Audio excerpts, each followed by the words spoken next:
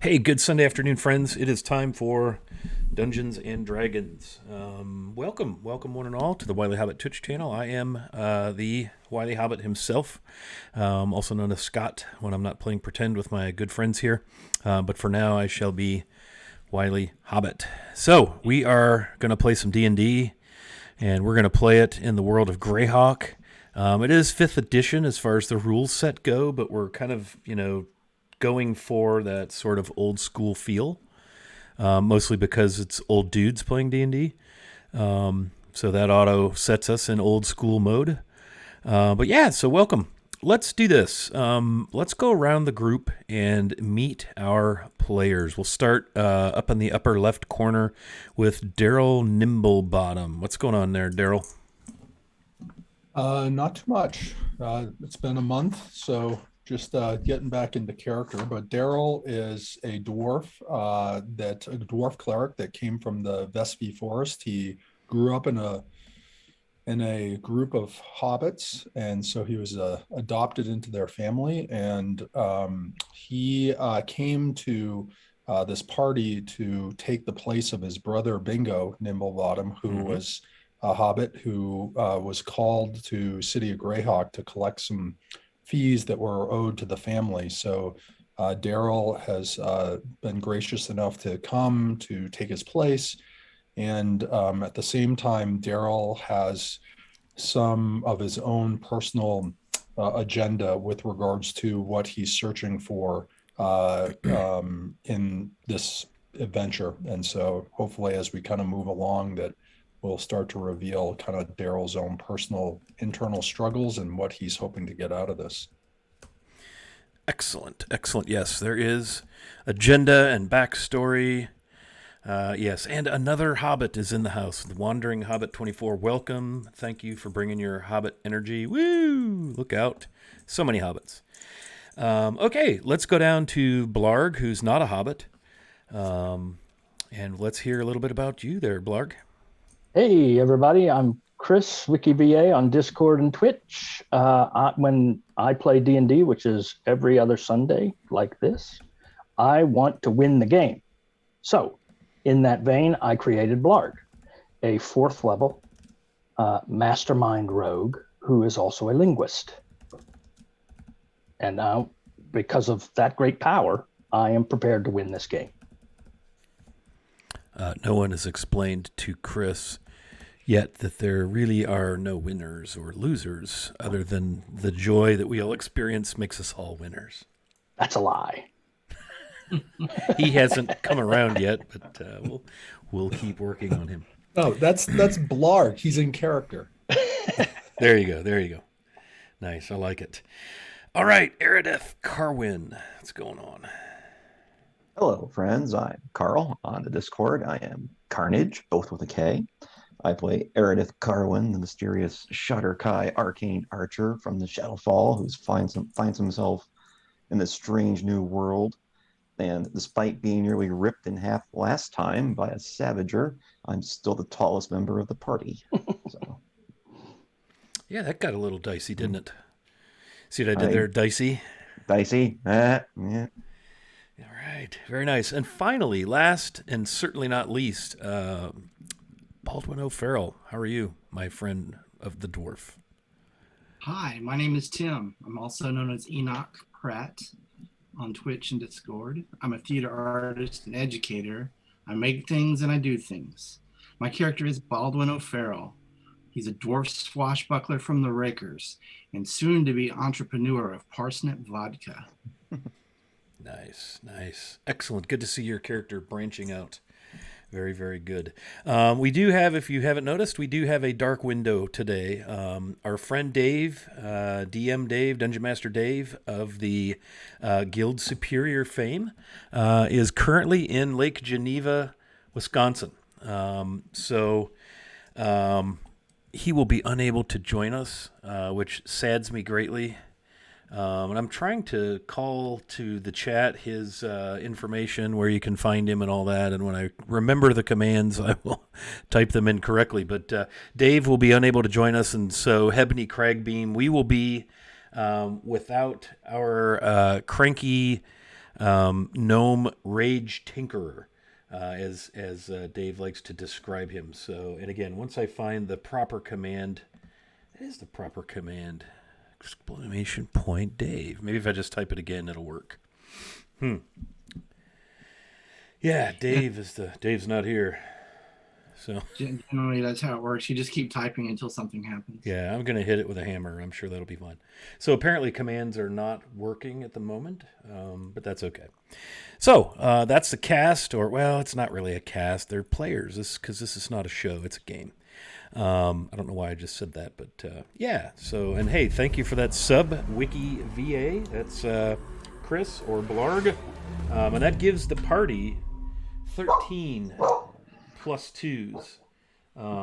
So they can use those plus 2s on any D20 roll, except for a death save, of course, because dark and gritty and all that. And you now have 13 of them.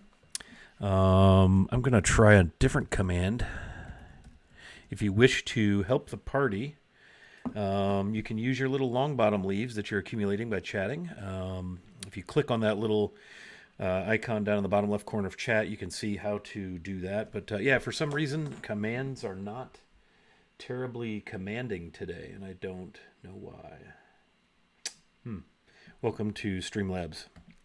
All right, so let's have a quick recap of our tale, shall we? This is the 4th session, so relatively new game.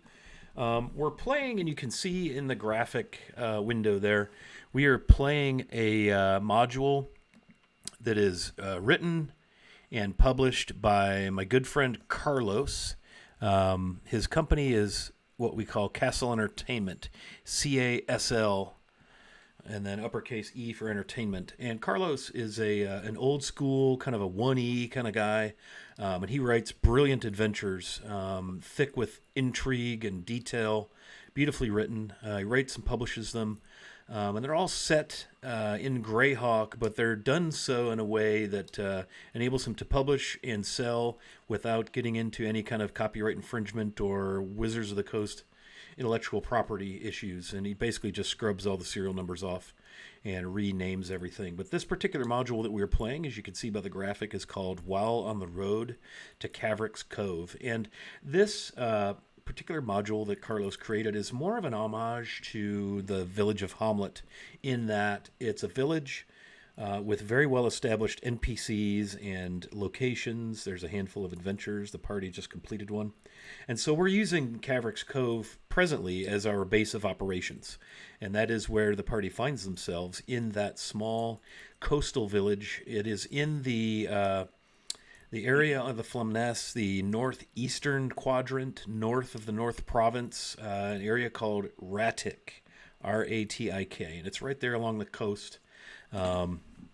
And we are there right now. The party has just arrived back in Caverick's Cove after having cleared the name of a local citizen who was suspected of murdering another local citizen. And it turns out that those two particular individuals, the suspect Dunbar Fortin and the citizen Poor Hayerson, had been adventuring together far to the north, and they had disturbed.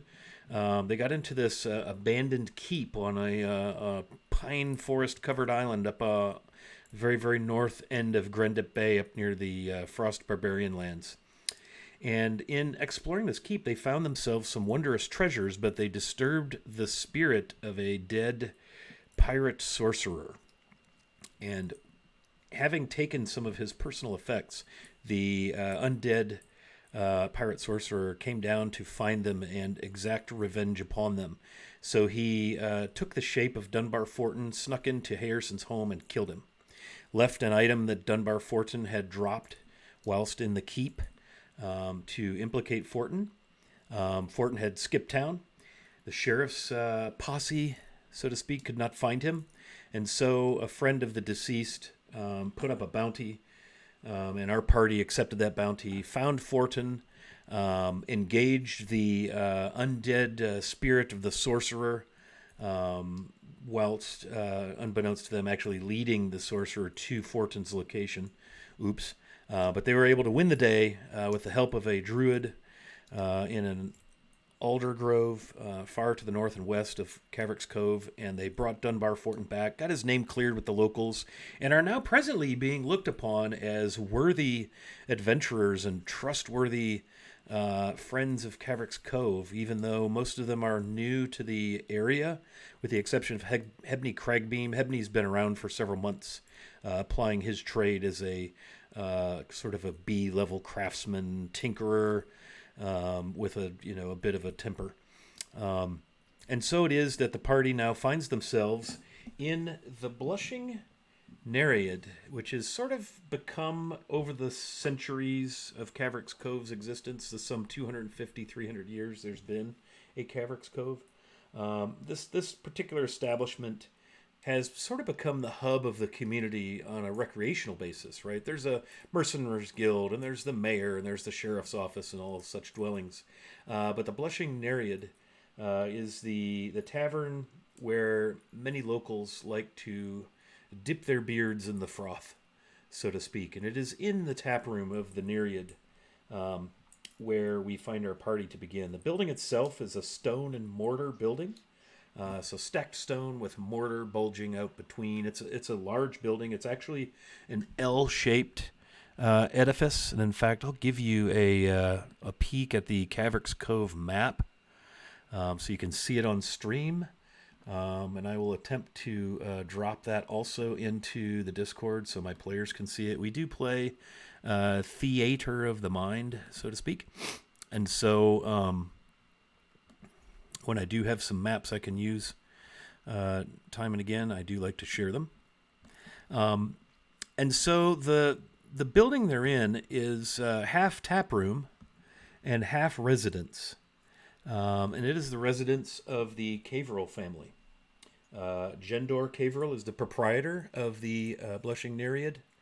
And his wife, Vakri, and three sons, Sendon, Alaric, and Rikvi, are all employed there. The boys are younger, teens, but Gendor and his wife Vakri run the place. It has a bit of a nautical theme. It is inside. It's a timber frame. There's a beautiful stone hearth. Most of the time, there's a fire on the hearth because, again, at this location, far to the north, right on Grundet Bay in the Solanor Ocean, it's wintry and chilly and blustery, and we're right on the coast. It's a fishing village, as you can see indicated by the map there, and so oftentimes there's a fire. There's various imagery, nautical themed imagery. The sign that hangs over the door depicts a lovely fair maiden of the sea-going persuasion, the wind in her hair, wrapped in this beautiful sort of a fabric wrap that almost looks ethereal or magical. And the really neat thing about this building, and the party noticed this, although I didn't describe it last time, but as they exited the Mercenaries Guild house and came to the Nereid, there was this odd ethereal musical tone in the air, and you can even hear it inside now, sort of floating. It almost seems haunting or ethereal. If any of you have ever encountered a harpy, it might bring you to mind of the Song of the Harpy. And you notice a steady gray downpour has begun to fall outside. And so you find yourselves in the tap room, probably about half full, as local residents bustle in. The Blushing Nereid is, if you look at the center of town, on the eastern corner of that intersection, there's a L or a V-shaped dwelling. It's numbered 10 on the map for those of you who can see it. That is indeed the Blushing Nereid. And it is there that you find yourselves. It's warm, it's dry, it smells of cooked meat, it smells of stale beer, various pungent to earthy scented bits of pipe smoke hanging in the air as, again, it's about half full, mostly humans. There's a table of dwarves. There's a couple of halflings. The proprietor himself is a human male, looks to be in his early 50s. All the boys are cleaning and tending to the tables and serving. The three boys, his wife, Vakri, is probably back leading the kitchen. and I'll open the floor to the party. I have you all at a table. Hebney has taken down to the waterfront where his shop is.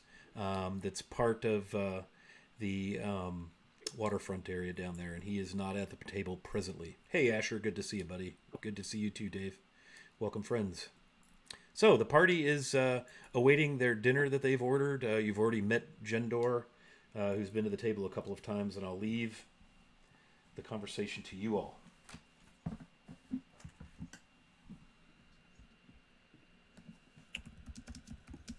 So Daryl looks, he is more, at this point, what time of day is this, Wiley? This is supper time, so very early Okay. evening. Let's say 5:30. It's fall. It is as far as the date is concerned. It is Sunday, which is the second day of the Greyhawkian week. The month is Patchwall, which is the 10th month, so the equivalent of October.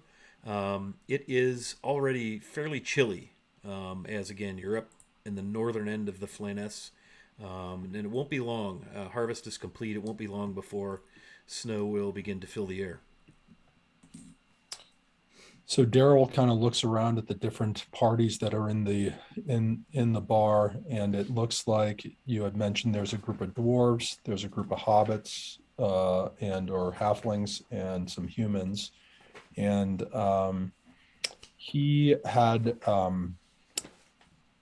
a bad night the last night. So for himself, that he struggled sleeping, he didn't sleep much at all, so he's tired. He's more grumpy than he normally would be. So his normal happy go lucky, I guess, cleric self that is just a happy dwarf is not so happy this morning, and it could be a combination of him being tired and then also somewhat being he just didn't get great sleep, and so he's looking around partly at the other groups to see if there is something that can maybe move that he can work towards to be able to help him with his sleep. And he thinks if he finds the right person that might be able to help him, that might be able to solve this problem for him. So he's looking around. He sees the dwarves. Obviously, those are familiar to him. Mm-hmm. And at the same time, he sits next to Blarg, and Blarg is obviously his height, and so he kind of sits next to him and asks, just talks to Blarg and says, "Blarg, how are you doing? How you right now? You're in and we'll be able to have good company right now. We've become friends here, and I want to tell you I'm not feeling so good." Oh yeah, I got to tell you, I'm doing great. This is a pretty awesome place. I wonder when the goblins are going to come in. Yeah, I'm not really worried myself about I think you're probably in the wrong place. Goblins in this bar. I think we're probably not going to see many goblins here. What makes you think we're going to see more goblins coming in? Oh, because they like a good party. Well, they like a good party, and they like a good tavern. So I just thought, the goblins that live here would probably come in and party. You're not from around here, though. No. But I like a good party. I forget where are you from? Oh, that's a great question. I'm from the mountains. Far from here. I think far away. No goblin family members close? Tribes of goblins that are in the mountains that are close to here? No, I left all that behind. When's the last time you talked to another goblin? Well, probably the last time I talked to a goblin was when I was pulling my sword out of one, to be honest with you. But that's probably the last time.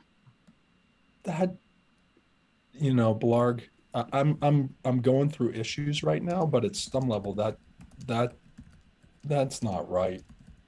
What, killing goblins? Well, you killing your own kind. Oh, well, I mean, humans kill other humans. I bet That's a good- dwarves kill other dwarves from time to time. You're probably right. Um, how much magic is in there in the world of goblins? How much magic?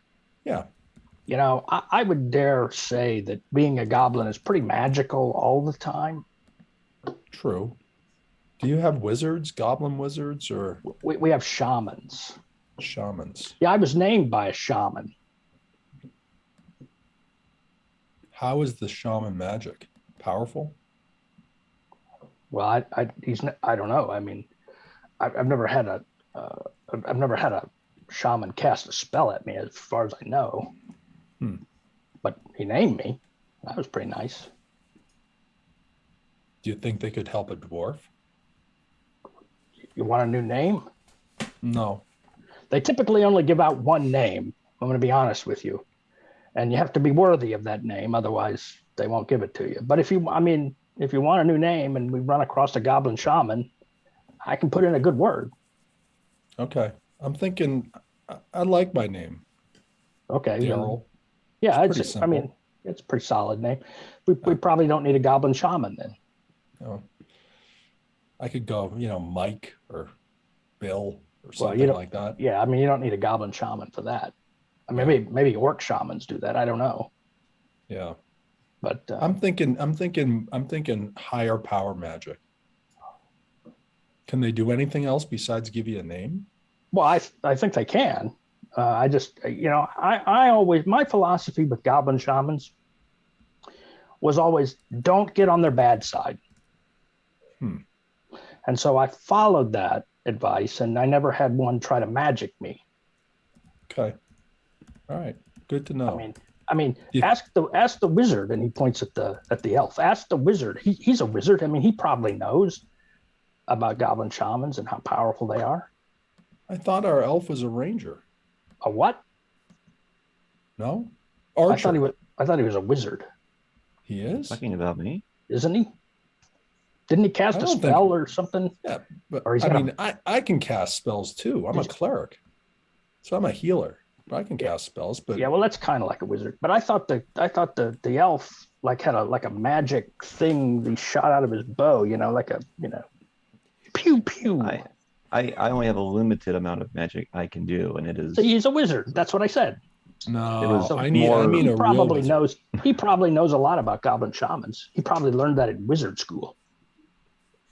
I know, basically where their hearts and their vulnerable parts are. See, they teach you that in Much wizard like school. all goblins. Oh, I don't. No, not a wizard. No, I don't. The limited magic I have was bestowed upon me when the Raven Queen chose me to join the Blood Talons, and he rolls up his sleeve and shows 3 deep scars that look to be about a week old. Well, I don't know what any of that means, but I always wondered why he wasn't wearing one of those pointy hats. This was just the gift given to me when she chose me 3 years ago to join the Blood Talons. Every gift is different, and mine was the ability to cast a few spells. Okay, well, if you can find if there's any information that you have about a goblin shaman, I'd be interested to talk more. Well, You think that there's mountains around here? Sure. They're kind of to the west a bit. Do you think there'd be goblins in those mountains, or? Why there could be. I'm from the Griff Mountains, which are kind of a ways away. Yeah. I think that goblins are kind of everywhere. As I mentioned a couple of days ago, when the gods populated this world, they populated it with goblins and weevils. So, as you might expect, goblins and weevils are everywhere. So we don't necessarily have to go to the mountains to find a goblin or a weevil if you were interested in that too. They're everywhere. I mean, how about a goblin shaman? Is a goblin shaman everywhere? Goblin shamans are typically associated with a clan or tribe. Okay. Do you think a goblin shaman would help a dwarf? Well, it depends how hungry he is. Noted.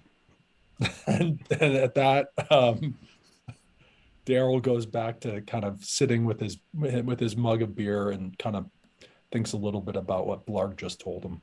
What's got you so down? Oh, I've been having just bad dreams, and I can't get beyond them, and not sure what to make of them. So you think a new name would help that? Honestly, I think I need more than a new name. I need someone to wipe this thing out of me, to reset Your brain? me. Well, at least reset my memories so that hopefully I can stop this. I think wizards can sometimes put people to sleep. If you need a good night's sleep, maybe our wizard can do that. We don't have a wizard. I'm not a wizard. Well, he just said he can cast some spells. That's what wizards do. So he probably my spells are pretty much all harmful. Not. Yeah, I don't need any more. I don't need any more harm in my life. Well, as you all are conversing, a sandy-haired young human boy, probably 15, 16 seasons, comes with some of your plates, begins to set your food in front of you. A second one who looks similar to the first one, but younger, maybe a year or two. And then Jendor Cavril comes out with the remainder of your orders. And you notice as they approach your table, they step in front of this large mural painted upon the wall of the inside of the tavern. DM advantages. Look at that. Thank you, Dave. The scene depicted on this beautifully painted mural is one of it looks to be a harvested golden field of wheat, and the wheat is stacked neatly and bound in sheaves, the long wheat stalks. And then in the distance you can see some hills and a small farmstead or homestead there. And they stop and they sort of genuflect a bit to the picture, and then they bring your plates and set them in front of you. And you've noticed every time they bring food or drink out of the kitchen, they stop by this mural and sort of genuflect or pay homage, or some sort of something is going on there with that. And they bring your food, and Jendor stops and looks over the table. Wow, I just got 4 DM advantages. Thanks, Dave. And smiles and puts his hand on your shoulder, Daryl, and says, "Oh, you're having trouble sleeping and not dreaming well. Perhaps the light of Pelor could be of service. We do have a temple here in Cavric's Cove. I'm sure that Father Manic would be more than happy to talk with you and perhaps give you some guidance." Daryl looks up and Pelor, well, my god's Velnius and his father Procan. And so I'd be willing to talk to your pastor, although I wouldn't be willing to worship at your temple. Oh, it's your choice. I just thought perhaps if it was spiritual healing or cleansing you might be seeking. Father Manic has been tending to our community for some time, and he's well respected and trusted here.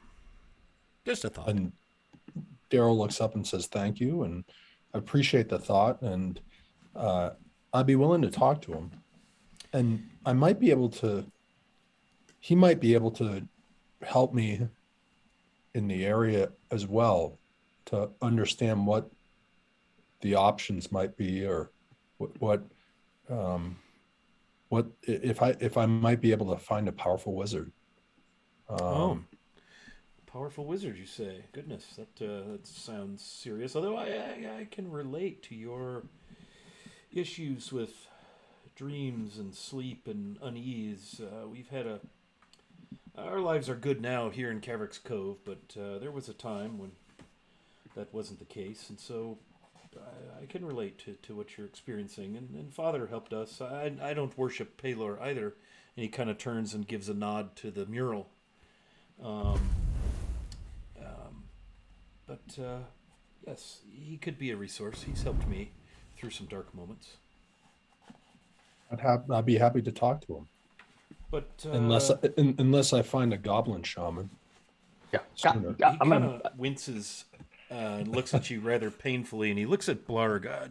No offense, friend, but I think you might do wise to not seek out the magics of a goblin shaman over the light of Pelor, or even perhaps some honeymead, gift of the bounty of Bere, and he kind of nods to his mural again. May also be of help to you. Again, no offense, Blarg. No offense taken. Goblin shamans are a lot more action and a lot less talk. So I hear you. Yes, and this talk about goblins, you can see it doesn't take an insight check to easily surmise that all this talk of goblin shamans in the mountains and things is a topic that he's probably not comfortable with. Just given the kind of stress that washes over his face when he hears you speaking of such things. I might suggest, however, there's a 2-story mortar and timber home in town, the Odd House. Yes, Lendas Vatathri is known to dabble in the arcane arts. Perhaps you might consult with him. He teaches the invisible art of magic, and he tutors some of the students he deems acceptable. So perhaps that might also be that sounds like I might be able to have a fruitful conversation with them. Thank you. Maybe before we head out from Cavert's Cove at some point, I think I might like to stop by and see him. Where's the location of his shop? If you follow the main route straight through town southward from here, from the intersection, it would be the last house before the south gate. In fact, it's right down near the south gate. It would be on the west side of the road, the right side of the street as you're headed southward. Okay. It's a gray 2-story stone and timber home with black trim, and it's known as the Odd House, and especially if you visit in the evening after it's dark, the name shall make more sense. Daryl kind of looks down. He opens his little notebook that he has and jots this down. And his name again was? Yes, Lendas, Lendas Vatathri, Vatathri. Okay. He Daryl and writes his it down and students, they present for the children at the winter solstice the most lovely pyrotechnic display. Yes, it's wonderful. So it's a highlight of the year here. Daryl kind of closes his book and again nods at the young gentleman and says thank you, and I'll be sure to visit him before we leave town, and hopefully he might be able to help me or at least give me information. Certainly, if it's information you seek. Lendas is definitely a purveyor of such things. Then at that point, Daryl again goes back down to kind of just cutting a head down in his drink and kind of just processing what just kind of the thoughts that or what had just occurred with his conversation with Blarg, and as well as this kind of stranger that came up to him in the bar. Hey, Daryl, when you go to the wizard, you should take our wizard with you, because maybe he can teach him some helpful spells and spread out his repertoire a little bit. Not a wizard. Not. Daryl basically just kind of looks at Blarg and then looks at Aerodeth and then looks back down in his drink. Nothing more. No, nothing to say about that. Jindor leans in. Oh, you have a wizard amongst you. And he Oh, quickly yeah. studies the four faces at the table. Which one of you is the wizard? You'll most definitely wish to visit Lindar. Again, after dark is the most interesting time. And he kind of looks at the four of you. Blarg will point at the... Jindor studies Aerodeth. Give us a description real quick, Aerodeth, of what your character looks like. Because I'm going to surmise that he doesn't look local. I do not have a pointy hat. And I think I have to go answer the door here in a second. No, he's just very pale elf, wearing all leather armor, various studded leather, so it's, layers of leather banding, multiple shades of light to dark grays, and someone's at my door, so talk amongst yourselves. So very pale elf. Very nice. Okay. Yes.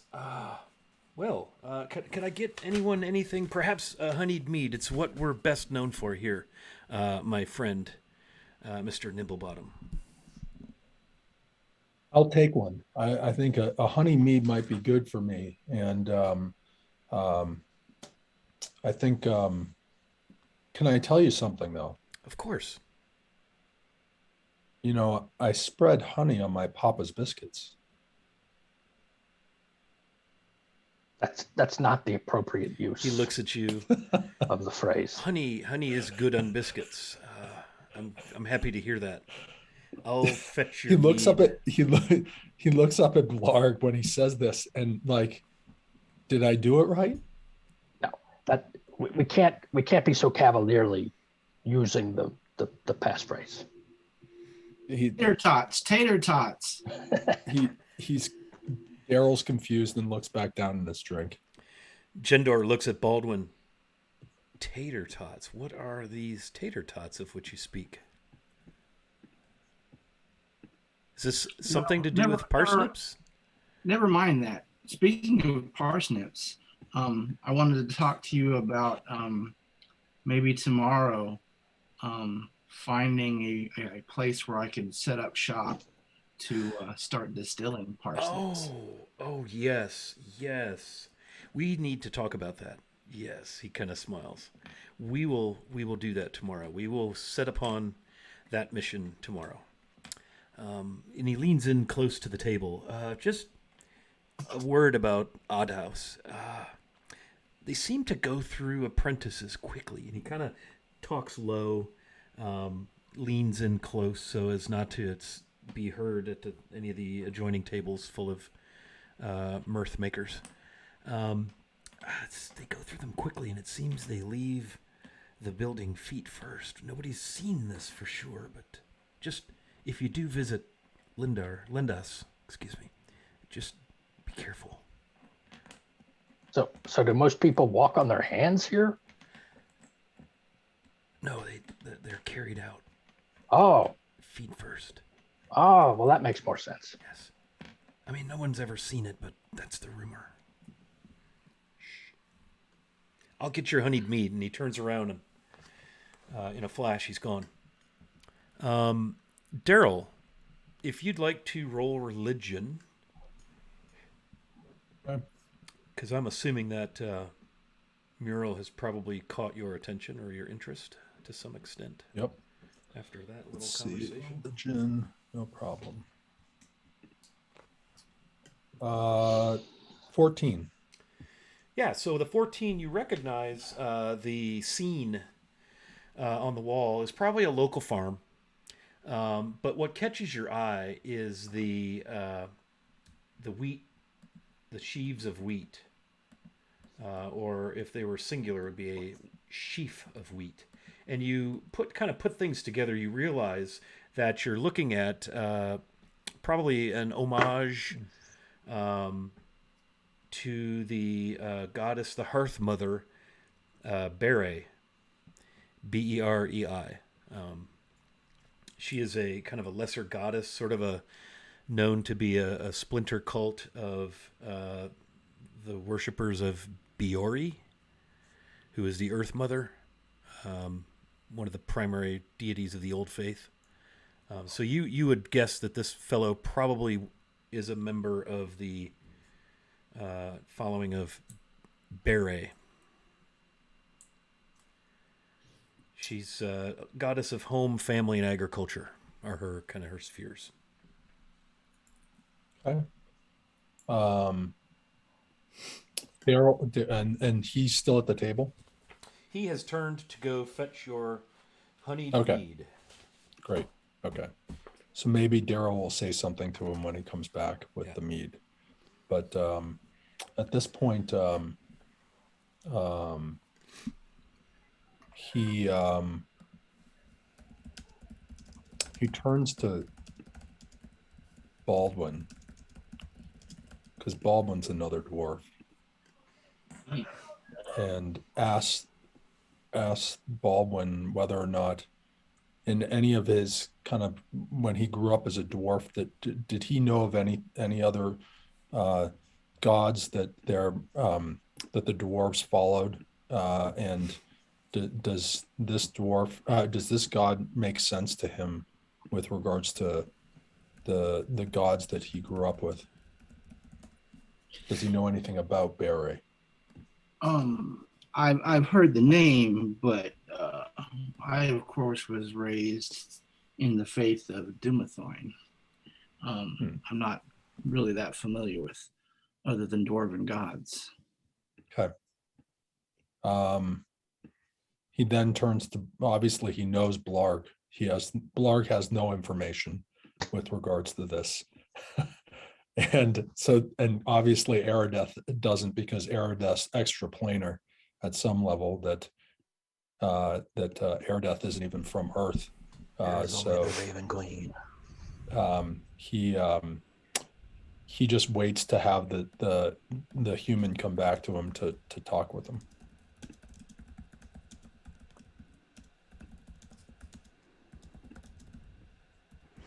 And But what sure am I gonna- enough, oh, good. Oh, I was just going to say, what are we going to do tomorrow? I mean, where are we going? What are we doing? Well, for one thing, I wanted to, look into setting up a place where I can set some parsnips to renting. Yeah, I've got some unfinished business with our friends that we just met. Errol looks up which friends and what unfinished business. The shield guys. Yes. Scarlet Brotherhood. And I wouldn't say it too loudly if I were you, Wizard. But yes, I have some unfinished business, and I think we need to, well, at least I need to, avenge my good friend Roderick, and I need to report to Roderick's people. If we should not be saying their name out loud, perhaps, since you seem to be so good at codes and things, what would you recommend an alibi for them in our Well, I just said the discussion? shield people. Shield, very clever. As you're speaking, Jendor returns with the mead, sets it in front of Daryl, again, stopping at the mural quickly to just sort of genuflect and nod, close his eyes, and then approaches the table, sits down.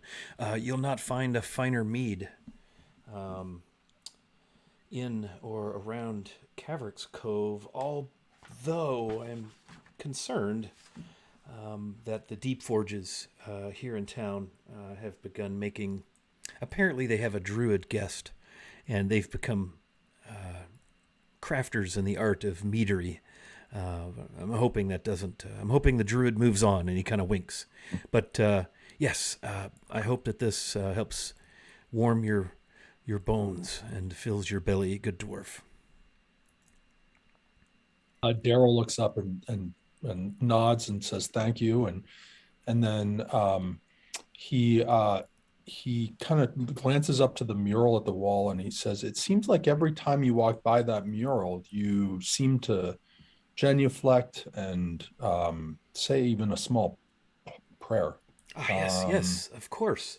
The Hearth Mother watches our establishment, and he points over the door, and you see this beautiful sickle that is hanging over the door, mounted on the wall, and the handle, the shaft of this sickle, is hand carved wood, and you see in it symbology of sheaves of wheat and leaves and berries and things, and the blade is beautiful and shiny and oiled. Yes, the Hearth Mother, Bere, she keeps watch over us all here. We are worshippers of hers. She blesses our honeyed mead for sure.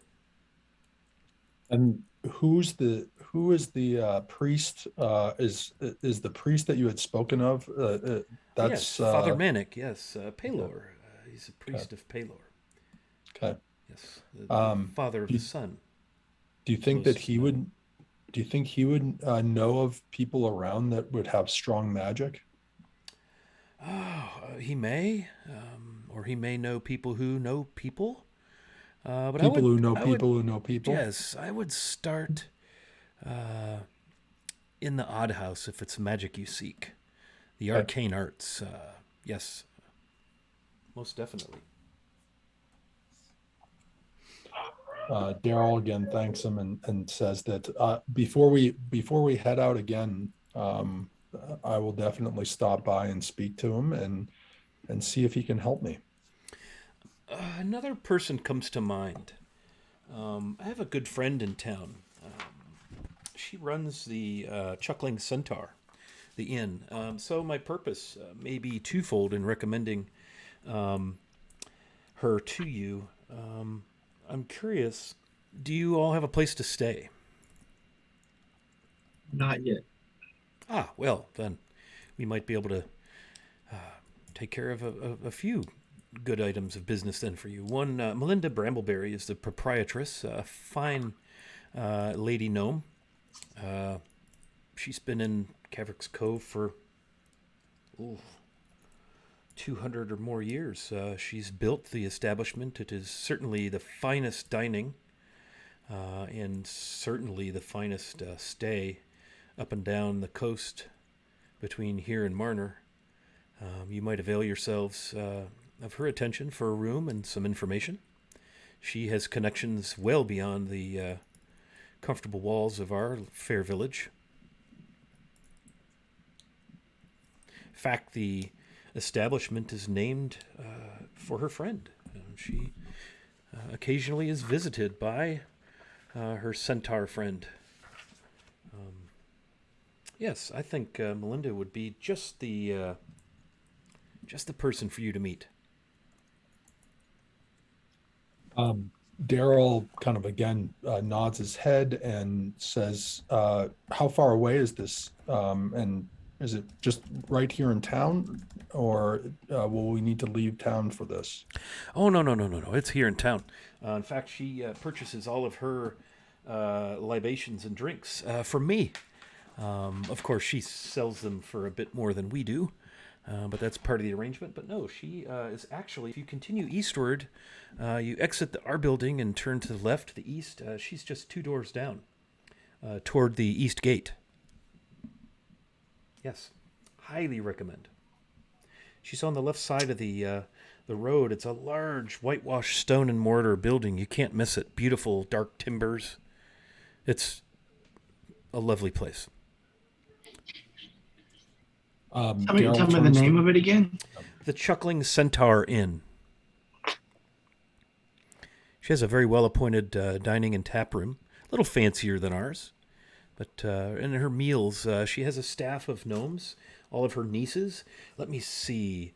There's Robin, Calliope, Rumble, Sunshine, and Lily. Yes, they hail from the hills west of here. And she keeps the finest table and the cleanest and most comfortable rooms in this part of the coast of Grendip Bay.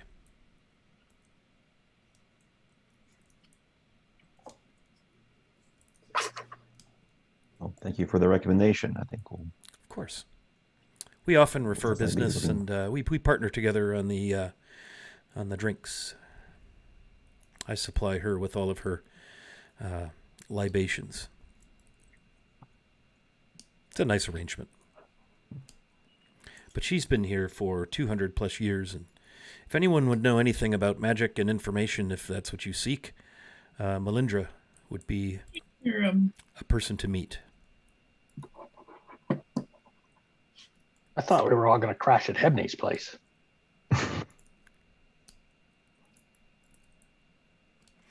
You probably would have gotten the impression from Hebney that, I mean, it's a workspace, and he also lives there. am I gonna be seen? And you got, the impression that it's probably not going to be what you're looking for. And given his gruff nature, you're pretty sure you're probably not welcome there as long-term guests. I mean, he seemed Well, like like he a- really wanted us to be there, and that if we didn't show up, he'd probably be really disappointed, and that might make him angry. Perhaps we should just ask him next time we see him, but perhaps for tonight we should check out the Chuckling Centaur instead. I guess. I mean, goblins just show up, typically. Does not surprise me. Daryl nods his head in agreement with Aerodeth.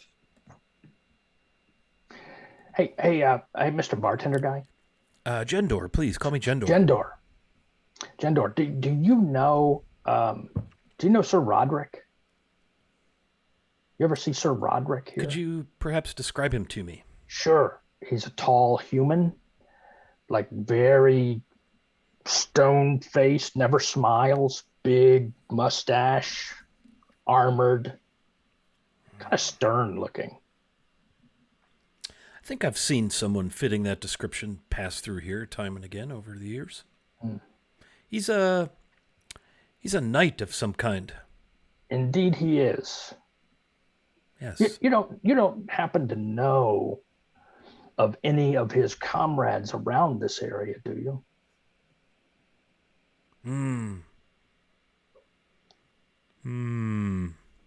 Kind of looks at you.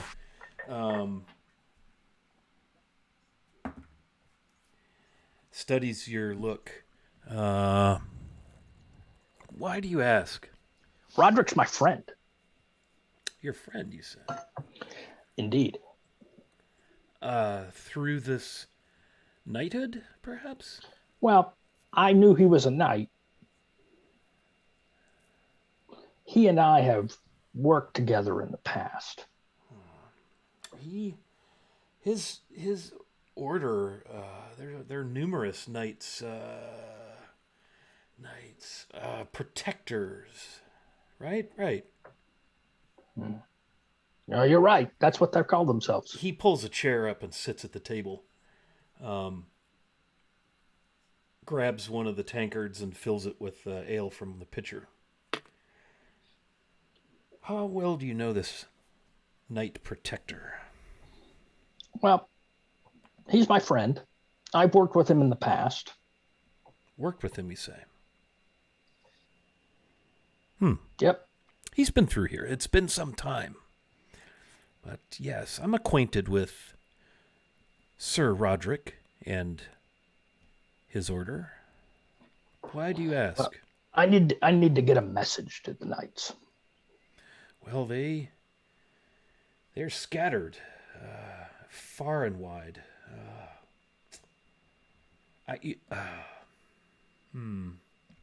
think if you talk to Melindra, I am certain that she could help you with this. Is that the centaur lady or the wizard? She's I the wasn't really listening. I was owner of the Chuckling Centaur Inn. She's a gnome.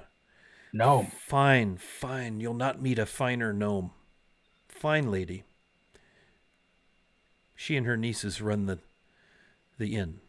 Yeah, so you think she might know how to find a If knight? anyone in Caverick's Cove would know, it would be She would know. Melindra Brambleberry. I'm certain Well, of that. thank you. That's thank you. I appreciate that. I'll ask her. He leans in. Are you a knight of his order? Well, I wouldn't go that far. Let's see. Well, thank you. I can understand how you might think that, though. The knights. I'm Blarg. Yes. Well met, Blarg. And he extends a soft hand, dishpan hands. Make a perception check. Oh, let's see here. Perception. Oh, yeah. Oh, I got a 10. 10. Yeah, so you see there is above the bar, there is a red crimson shield painted on the wall. There's various artwork, there's some nautical themed things, but as you look around, his demeanor has changed. He seems to have opened up to you just a bit, much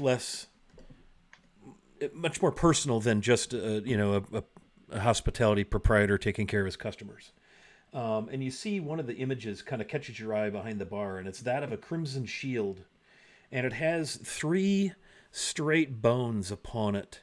The bones have kind of the classic head on each end, and one is vertical, and then there's a crossbones behind it. And you see that heraldry painted, not in a super prominent display necessarily, but noticeable enough as you're looking around. And you notice, and I've typed in Zoom, the heraldry, where that comes from.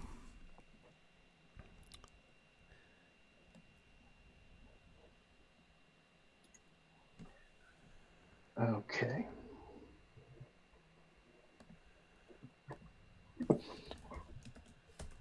Well, I appreciate that, and I will ask her when I meet her. Yes, she would know what has become of the Knight Protectors and where you might find one. And when you do, and he turns and glances up at that bit of heraldry, seeing that you've noticed it, he smiles, says, "Tell them thanks from my family." He'll nod.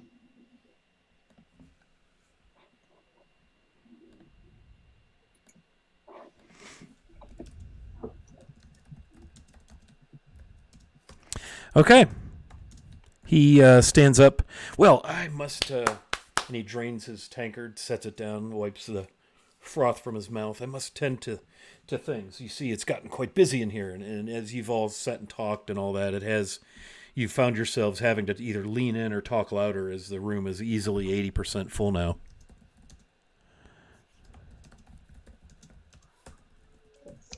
So Daryl turns to Blarg and says that I think we should be going now. Maybe let's go to this Centaur Inn and maybe get a room, rest, and then try to figure out what our next steps are, especially if you're thinking about going after solving this problem and going after this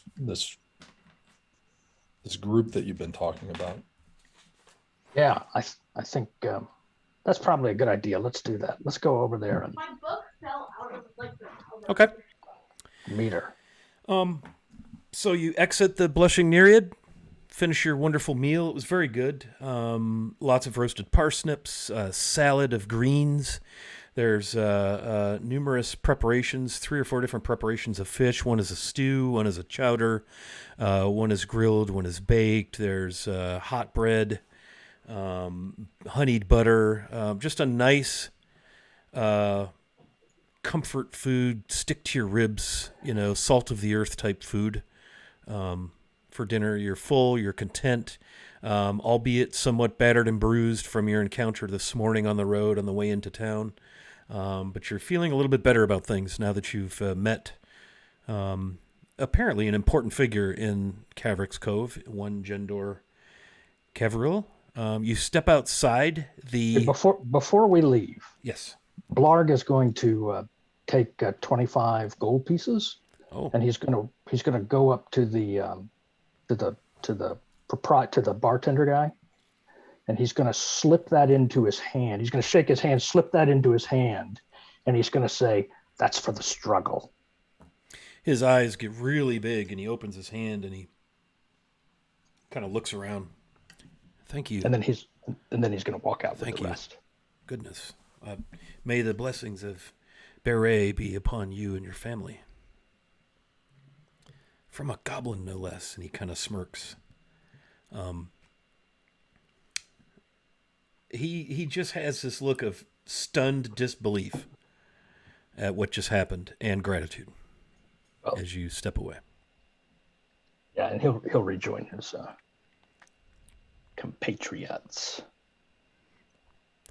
Okay, so you step outside, and again, this strange ethereal melody, almost enchanting or perhaps haunting. It's hard to say, but it strikes your ears as soon as you step outside. Again, the rain falls in sheets rather steadily. It's not a hard rain; it's just a steady rain. What do you do? I suppose we should make our way to the left to the second building. To the Chuckling Centaur. To the Chuckling Centaur. Doo doo.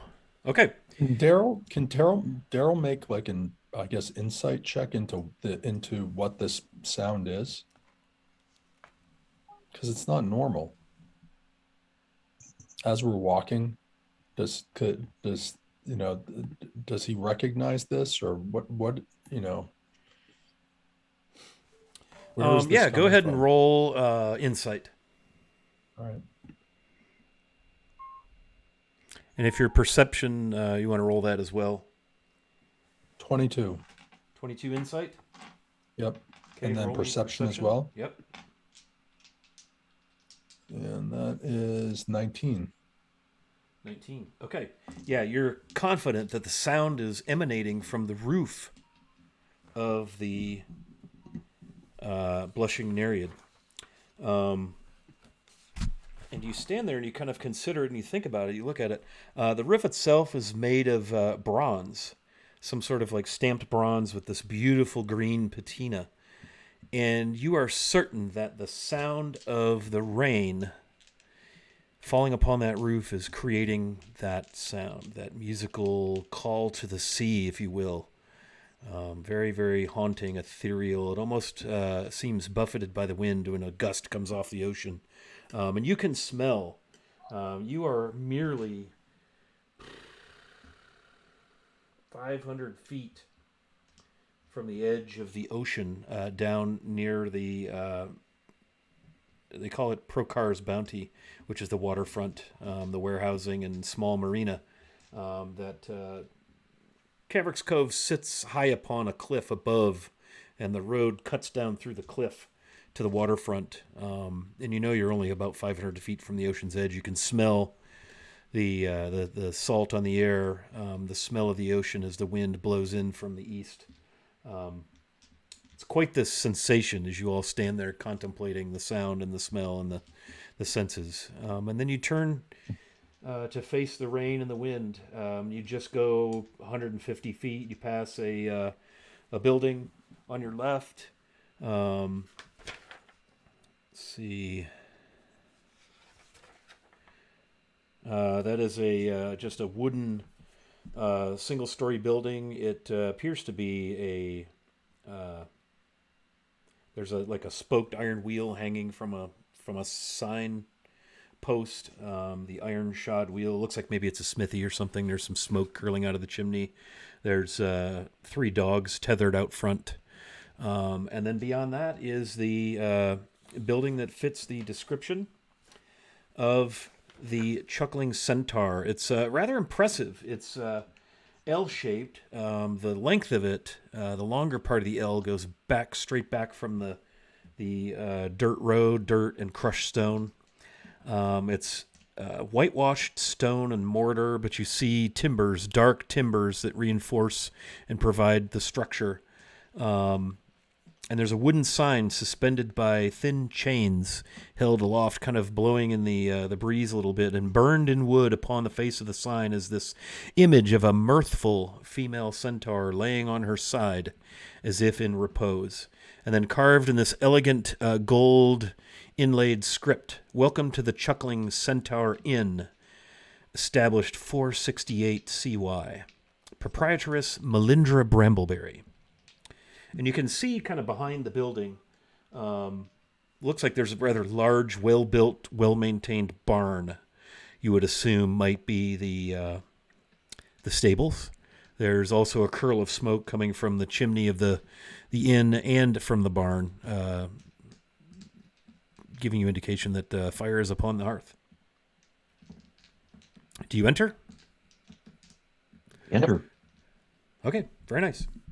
So you enter the Chuckling Centaur Inn. The smaller leg of the L is apparently kind of the tap room kitchen area, and it is nicely appointed, paneled, nice carved tables, wood chairs, very, very nice. Everything like has cushions on it, that sort of thing.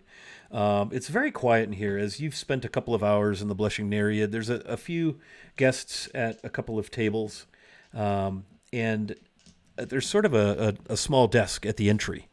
And from the long hallway that goes through the long wing of the building, out a door comes a absolutely beautiful gnome dressed in very fine, almost a floor-length dress, little apron top with it.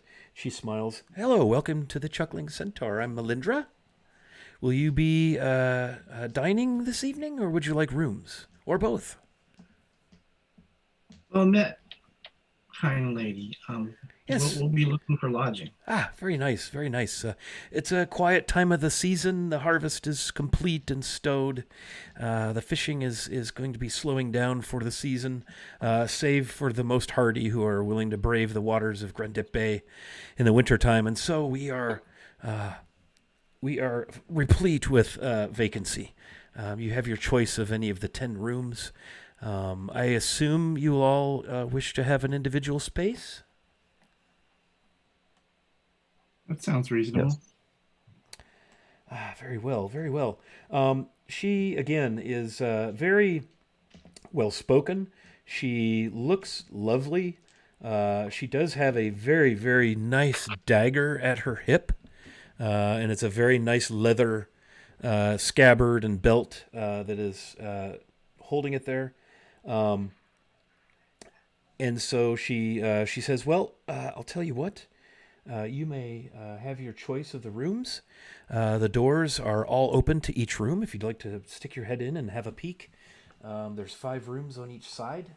The rooms on the east side look toward the wall, toward the waterfront, toward the tower. The rooms on the west side look back towards town." And she kind of steps aside. "Go ahead and take your leave, have a peek, and then just let me know which rooms you'll be in, and I'll ask you to sign in right here."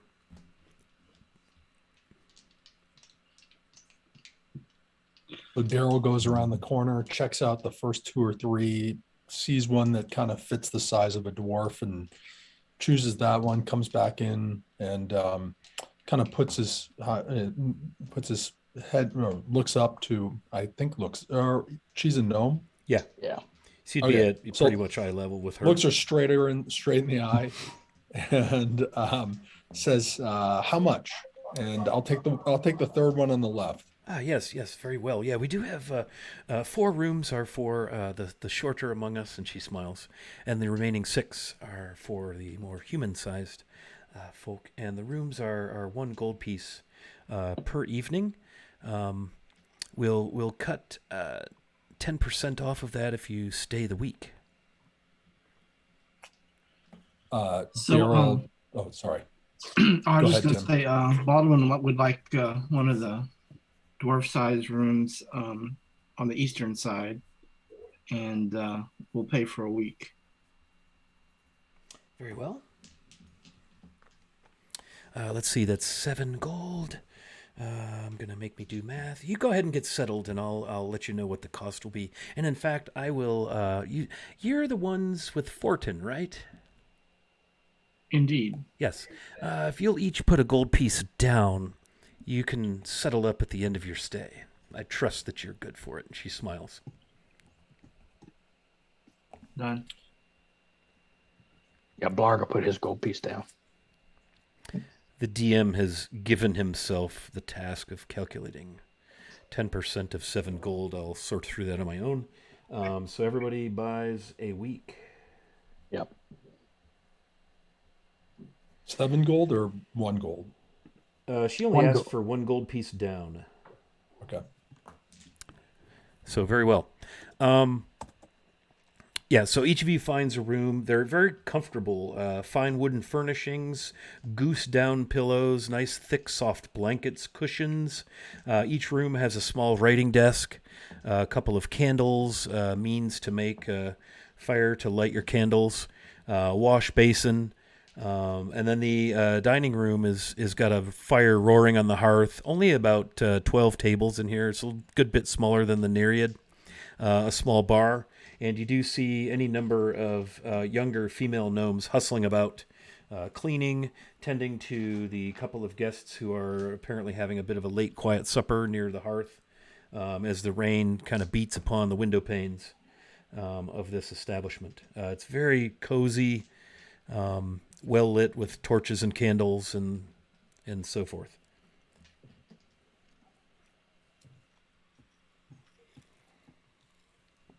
So Daryl, I was just going to say he kind of looks to the rest of the group, and again from the how things have been going for him, he just basically tells them that he says, it's been a long day.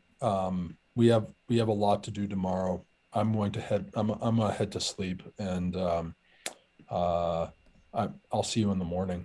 And he doesn't even wait for anyone else to say anything to him. He goes into his room and takes off his gear. It's wet because it's been raining out, so he lights a fire in his room to be able to dry his gear. Yeah, each of the rooms has a very small fireplace where you could, and some firewood, everything you need. Yep. And then he takes his axe off his back, as well as his shield, obviously, and he takes the axe and he basically props it into the door once it's closed to almost barricade himself inside, so that no one can kind of come through the door in the middle of the night. And when he takes his clothes off and whatnot, you can see kind of these scorched marks all up and down the right side of his arm, his right side of his face, and he kind of sits down, probably takes a minute or two to say a couple prayers, and then goes right to sleep. Very well. Melindra kind of walks the halls as the other three are getting settled in. Is there anything I could get you all? Maybe wine or ale, water, anything you like? Are you hungry? Have you eaten? Perhaps maybe you've already been to the Nereid and had dinner. Anything at all I can get you? I'll have another. I'll have a mead. Ah, yes, of course. It was a proprietor of the Myriad who recommended that we come here. Oh, yes, Gendor, sweet boy. Yes, very nice. In fact, the mead is his mead, so if you've had it there, you're having it here, and a little surcharge, of course, but we like to be able to carry all the best, finest local goods. And yes. Gendor mentioned that you might know some friends of mine and where I might find them. She kind of cocks her head. Oh, well, I've been here some time, and I do know a good number. I know everyone in town. Do you know people in town? She kind of looks at you quizzically, but she seems much less phased at your goblinness than anyone you've met thus far in the area. My friend is Sir Roderick. Do you know Sir Roderick? Yes, I do. I know him well. How is Roderick? Well, he's a little unwell. I'm so sorry. Yes. Roderick and I. You know what? Just. Why don't you have a seat? And she points to a nice little table in the tap room. I need to attend to one thing, and then you can tell me all about Roderick. Okay, I'll sit there. Very nice, very nice. And she scuttles off into the back, and a young gnome lass comes out. Hello, I'm Sunny. Well, Sunshine. She kind of rolls her eyes and looks in the direction of her aunt. Can I get you something to drink? Wait, you're a goblin. Wow. There's no fooling you. No, I'm an adventurer. Yeah. Oh, really? Yeah. Do you need an adventurer? I don't know. Are you a wizard? Apparently, we don't have one of those. No. I'm more of a people person. Oh. Well, that's always handy on an adventure. Yes, I think it is. And I'm pretty good with a staff. Oh, yeah? Yeah. At any rate, what can I get you to drink? So how about one of those meads? That sounds pretty tasty. Yes, very good. Okay, I'll get any. Are you hungry? What do goblins eat? No. Sometimes other goblins on special holidays, weevils. Weevils? What's a weevil? Well, they're kind of little wormy-like things. Oh. You eat them? Well, only on certain holidays. You're going to have to tell. And then Melindra comes out and shoos her away. Get, Sunshine, get this man his beverage and get on about your business. Yes, Aunt Melindra. And she. Sorry about that. Now, please, tell me about Roderick. He's unwell, you say. Well, he's actually dead. No. Roderick. What happened? But Roderick and I traveled with Saint Benedor. Saint Benedor. There's a name I haven't heard in a long time. And I need to get a message. To the knights. Yes.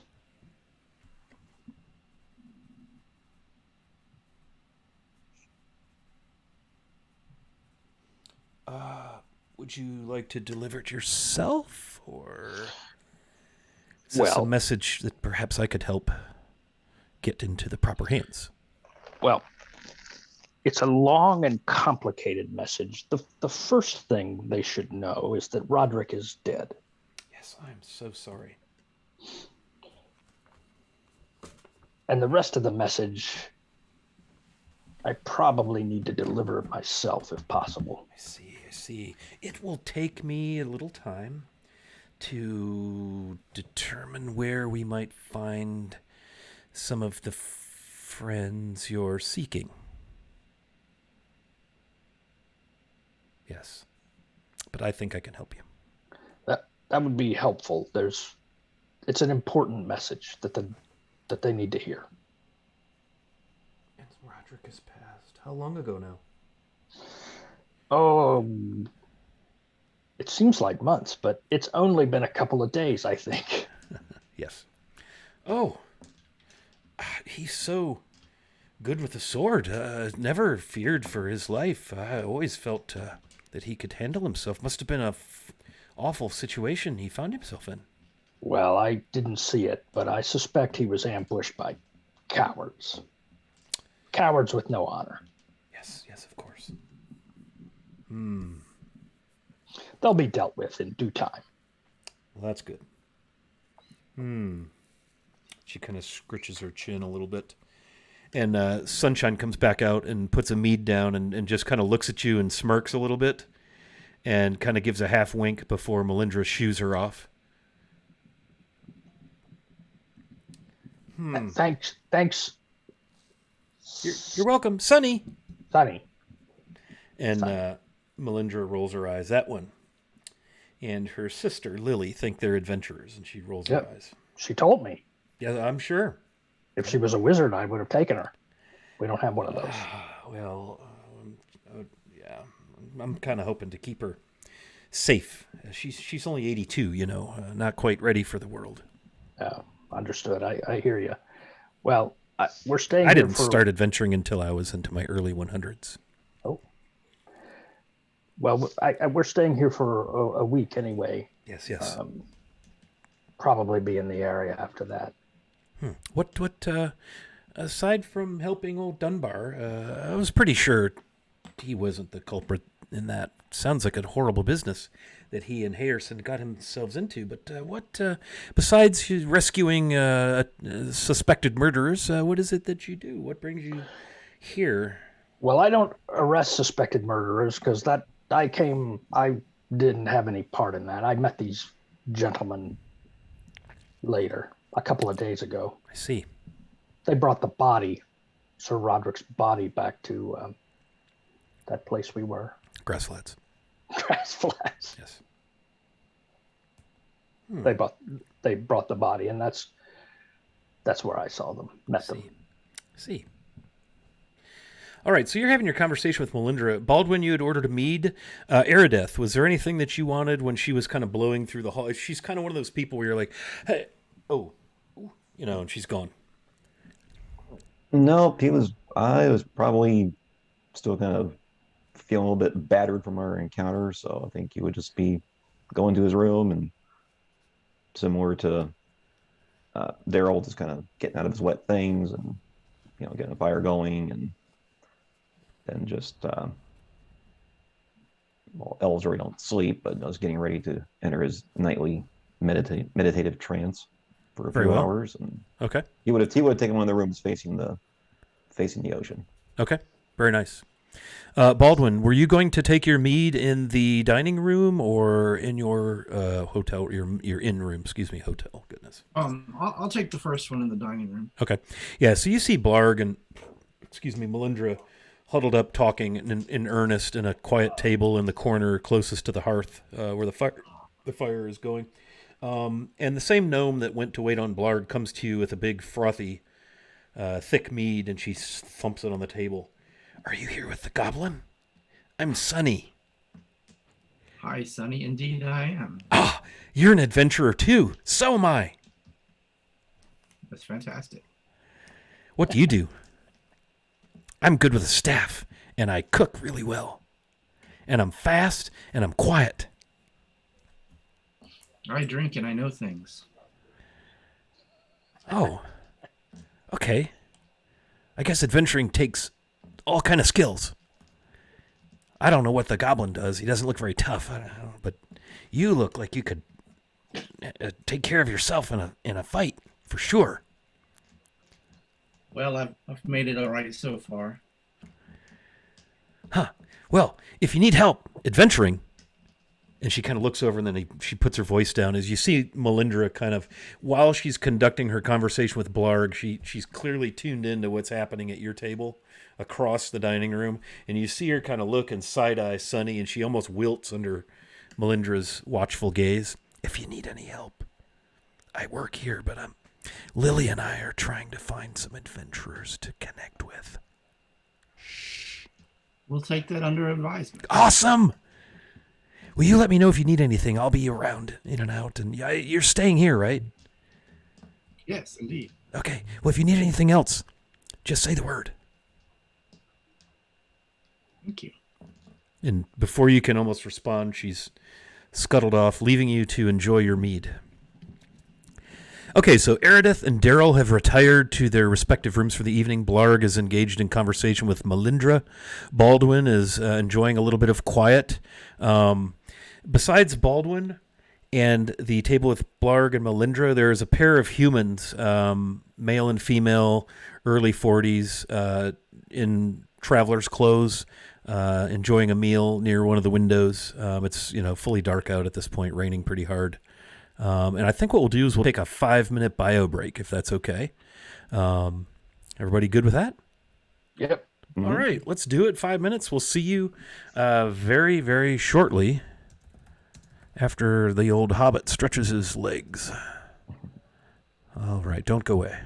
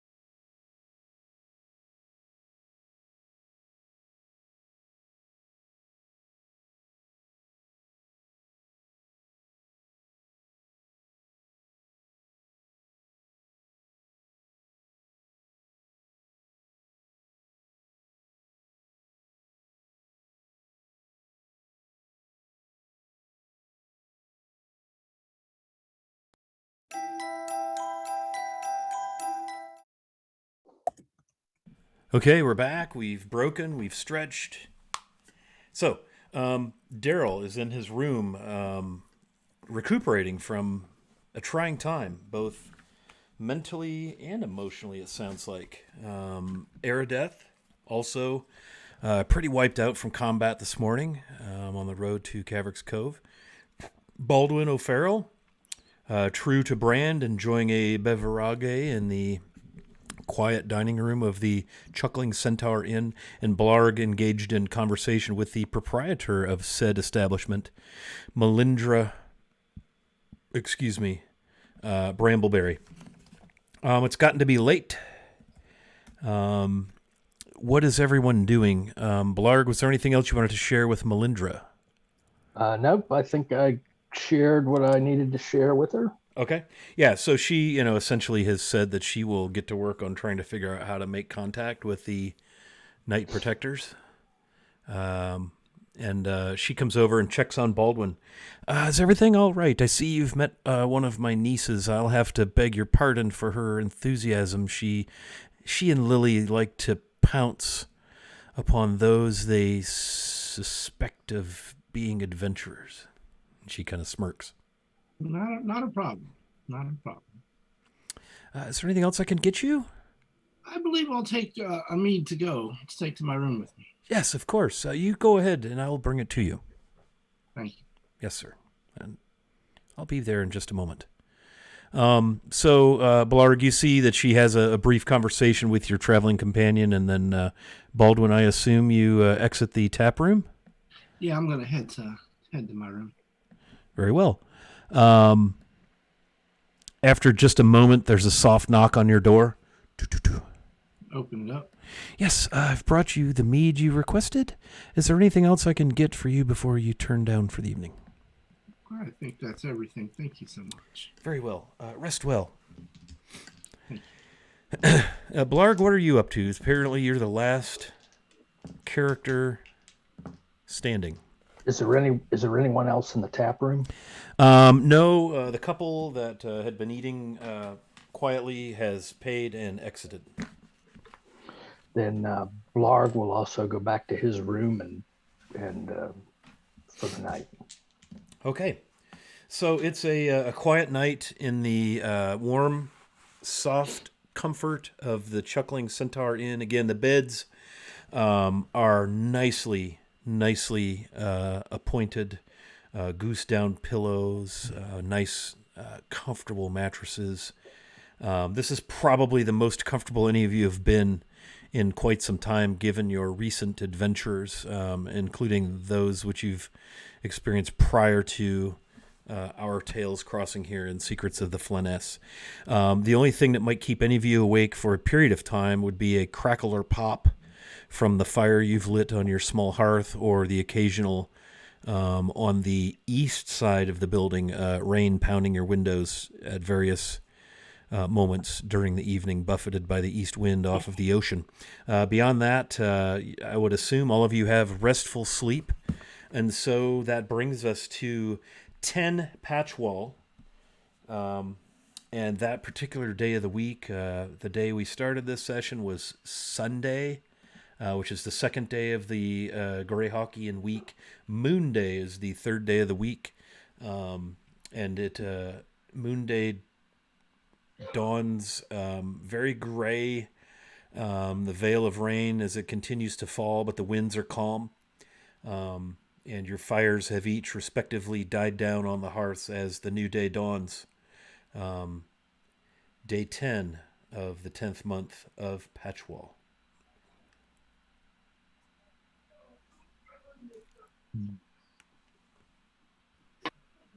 Well, Blarg's going to go downstairs and have breakfast. Yes, sounds good.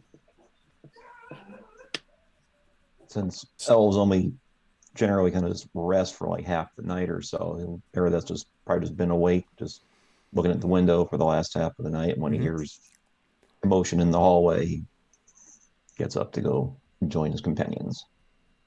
Very nice. Marveling over the fact that back home in the Shadowfall, take a huge beating like he did and feel perfectly fine the next day. But here in Yes. A note about that. Let's, for the benefit of our Whole dimension viewers, is just so different. remind them that our characters heal differently than in the typical 5e game, right? We don't do the hard video game reset where everything's back to normal and everybody's fine. They regain half of the hit points they had lost during the previous day. So adjust your character sheets appropriately, and that healing will continue night by night. So let's say you lost 20 points of damage on Sunday. On Moon Day, you awaken 10 points healed. Tomorrow, you would awaken 5 points healed. And it just keeps cutting in half until you're there. We wouldn't go less than a point, like half a point. At that point, you just heal. So it can take some time to be fully healed, unless, of course, you aid yourself magically or medically. So make it a little bit tougher. Whatever hit dice you used during a short rest, also keep track of that. Because we're all 4th level, the most hit dice you can use on a short rest, we decided will be half your hit dice, so 2 maximum. And you regain half your hit dice expended. So if you used 2 hit dice yesterday, you would regain one of those today, and then you'd get the other one back tomorrow, unless, of course, you use one today. So if that makes sense. So we're just trying to make it a little more, actions have consequences, a little more challenging, a little grittier, a little more realistic when it comes to recovering from combat wounds and healing and so forth. So do each of you make your way then to the dining room of the Chuckling Centaur? I do. Yeah. Yep. Very good. Daryl's still in his room. Okay. And so he kind of wakes up, and first thing he notices when he is that the axe that he had kind of wedged or propped up into the door was not propped up anymore, and actually his axe is now in the door, meaning that it's actually as if it's been struck into the door, and it's sitting there kind of wedged into the door itself. His clothes that he had hung up nicely are all kind of in disarray, and same thing with kind of his bed linens, and he's kind of disoriented when he wakes up, and then he kind of looks around, and it's not that it's unfamiliar, but it's familiar, meaning that this isn't something that he likes to see, but he's seen it before, and he's seen it a lot, and he's just kind of shakes his head and is just worried with regards to what just happened, and because he's unclear, but he's seen this before, and so he kind of collects his things, puts his bedding back together, wedges his axe out of the door, and then comes down to find the rest of the group, to try to get something to eat, and then also kind of process what happened. Okay. So the 3 of you are at the table. Out comes a rather well-appointed, very short, squatty young gnome lass. Comes up to the table with a bit of a crash, thumps down a carafe of coffee and some milk. "I'm Rumble. Would you like to have some breakfast?" Indeed. We have like fancy breakfast with meat and eggs and cheese and potatoes, or we have a more simple breakfast with bread and fruit. I'm going to go with the fancy breakfast. Okay. One elaborate breakfast. I think you can make it 2 fancy breakfasts. Yes, okay. What about you? She looks at Meredith. I will try the fancy breakfast. Yes, okay. Each of those is 2 silver and includes coffee and anything. Would you like juice or water or something else to drink? Coffee for me. Yeah, I think coffee's good. Yeah, Baldwin will have coffee, but he's going to put a little nip of something in his. Very well. Yeah, there's 3 crockware crockery mugs there with a large carafe full of steaming hot coffee, and she pours a mug full of coffee for each of you and kind of smiles and nods as Baldwin puts a nip in his. I will fetch your breakfast straight away. Weren't there 4 of you? And she looks around. Fourth companion has not joined us yet. Very well. I'll bring another mug, and we'll go ahead and assume he's going to have breakfast too. And she stumps off to the back toward the kitchen rather loudly, kicks into one of the chairs on accident and kind of moves it. Bit of a klutz, apparently, living up to her name of Rumble. Yeah, so you're sitting there enjoying your coffee. I think that guy Daryl, he seems kind of sad. Something is definitely bothering him. Well, it's hard to say. Hobbit dwarves, they're not like regular dwarves. Yeah, regular dwarves aren't normally so sad. They're more angry. And I gather no one heard any sort of crashing or anything coming out of Daryl's room during the night. No. Anyone clock an axe getting embedded into a door by chance? Anything like that? Should we roll? I'm asking above the table. Yeah, if you guys each want to roll a perception we'll kind of retcon that to see if anybody happened to hear a loud crash or any disturbance in the night. I think that's fair. I had a 15. Baldwin has 11. Lard didn't roll. He wouldn't have heard anything. He would have been sound asleep. Snoring away. I will leave it to Daryl to officiate the 11 and the 15, and you tell them, Daryl, what they may or may not have heard in the night. Yeah, I think it's so. With those rolls, I would say probably you heard that Aerodeth definitely heard something, especially since Aerodeth wasn't really sleeping. That at some level that probably just from being on alert as an elf that there was something commotion that was going on. It was it was happening for a while. So this wasn't just one event that I'd say Aerodeth kind of knew that something was going on in that room for a good part of the night, on and off for an hour, and then it would stop, and then an hour, and then Baldwin probably didn't really hear much. He could maybe have heard something at one point, woke up and thought it was the wind or the weather outside, and then went back to sleep. And at the same time that you guys are talking, that you see Daryl come down, and he's kind of back put together, similar to how he was when he went back to when we went to bed, tired but not completely disheveled, and he sits. It looks that there's an empty seat next to Blarg, and he sits next down to Blarg. It sounds like the meal is coming, but he just kind of sits down and doesn't really say much, and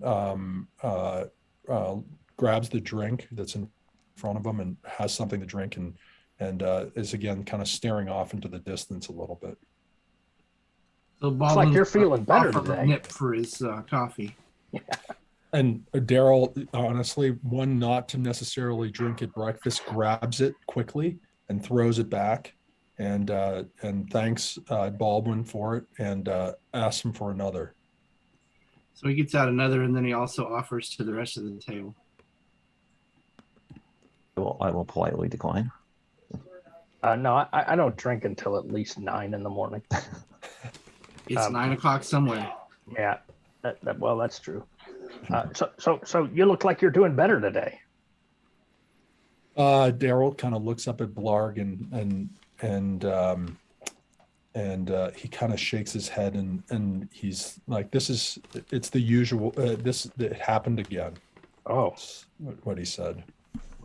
we probably should find that shaman. Yeah, and this is he's like this is what he was talking about yesterday to Blarg. He said that this is the reason why I was looking for this person of magic to be able to help me, to be able to get me through what goes on every night.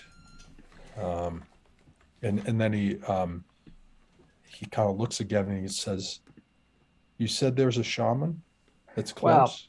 there's shop. There, I said goblins are everywhere, just like weevils, and that's Oh, true. Um, to pinpoint an exact shaman would take some looking, but I think that maybe what you should think about doing today is going by the Temple of Palor. The Temple of Palor, I mean, and they may then be able that to what help. he at that he mentions Palor and he basically shuts Blarg down and says, "No, absolutely not, absolutely not." Um, and he starts to Daryl kind of looks down and he starts to kind of get into what he was at least dreaming about or remembers from his dreams last night was that so his God came to him, and again these dreams are recurrent. He's had them ever since he um, was struck by lightning, and so the dreams always start with him uh, um, being in a group just like he is now, and being in battle, and and not being able to control himself in battle, and actually then injuring his own party members. And in this specific this dream, he said that last night, and it's been happening more common, is that not only am I injuring my own party members, but I'm being asked to find a weapon to be able to do it for the party members that I'm actually with now. And so he kind of puts his head down, and this is just totally outside of character for Daryl, who's this happy-go-lucky, just a, never had any problems like this before. He asked Blarg. He asked him, "Do you think that there's a way that I I need to get rid of these dreams?" And he asked him, "Should I find a wizard to get rid of these dreams, or should I follow my dreams to be? Meaning, if I just do what they're asking me to do, maybe it will be done." Well, I'm just going to go out on a limb here and say, injuring your own party members probably isn't the way to go here. First of all, And Daryl looks up and is almost like he feels embarrassed. And he says, I know, I would never do that. Okay, good. So we're all agreed on that. So the second thing I might say is that if you really want to find a goblin shaman, I mean, I think we can do that. And I think the way we should do it is dress up like sort of like a helpless caravan and just travel down the road.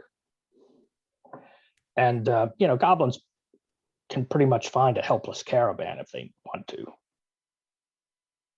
So Daryl's like looking, he's kind of tracking him, but not totally understanding. Well, but he's like, he wants help. Do you know what I mean? And if a small, green man with pointy toes and slippers seems to be giving him information that is going to help him, he's all in. Yeah, we couldn't look too tough though, because that would scare him off. You got to look, pretty helpless. Okay. And so Daryl shakes his head and says, "What do you think about the weapon?" So the dream, my god Flanaess came to me and said, "You need to find a weapon to be able to kill in battle.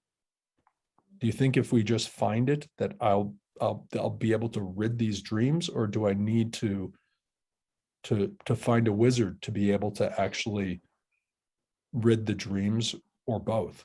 Well, so I don't really know the answer to that. Sometimes it seems to me that dreams. It could be your God speaking to you, but but maybe it's something else. Maybe someone else is speaking to you. Daryl kind of thinks and kind of ponders that one, and it makes him worried because he thinks, could it be another god? You know what it could be? It could be a demon. Or a lich. Something like that. Daryl looks down and he says, "A lich? What's a lich?" Yeah, I think it's like a really angry skeleton. Well, I could help with that. If it's a skeleton that's not alive, I could potentially be able to help with that. But he goes back and he kind of thinks about what Blarg just told him and kind of nudges Baldwin and says, "What do you think? Do you think I can be able to become normal again?" I think you need to cinch up your bootstraps and have another cocktail, my boy.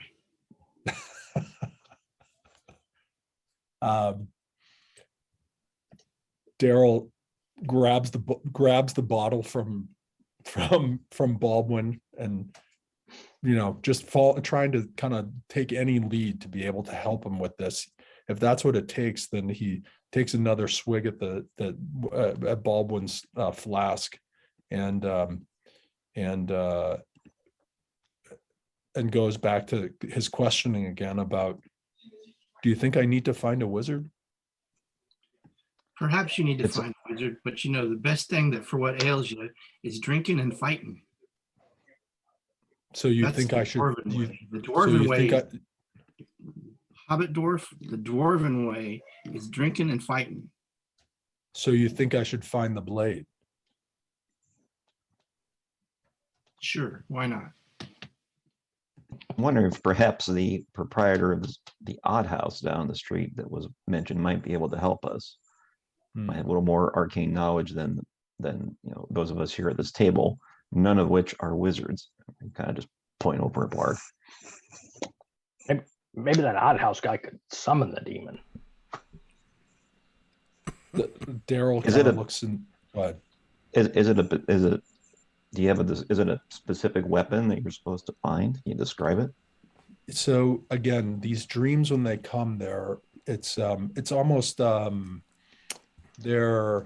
clarity of the memories are hard, so that they're he knows that he's seen it. What in terms of its size, it's the same size of the actual axe that it carries. So this is not a small weapon. It's not some small dagger or something that is it's some type of trinket or something like this. That this is a massive weapon, and he's not, honestly, he doesn't even know, even if he finds this, how he could ever wield it because of the size of it. And then the images that he has are that he's to find the weapon because his god is telling him to find the weapon and to kill his foes. And that's all he knows from the what he's being told. But in his dreams, he will then see not only killing his enemies, but some of his party. And that's what will bring him away from his dreams, wakes him up. And when he woke up in his room, he found this room in complete disarray. Daryl looks over to Aerith and says, "I think you're right. I think the odd house is probably where I should go.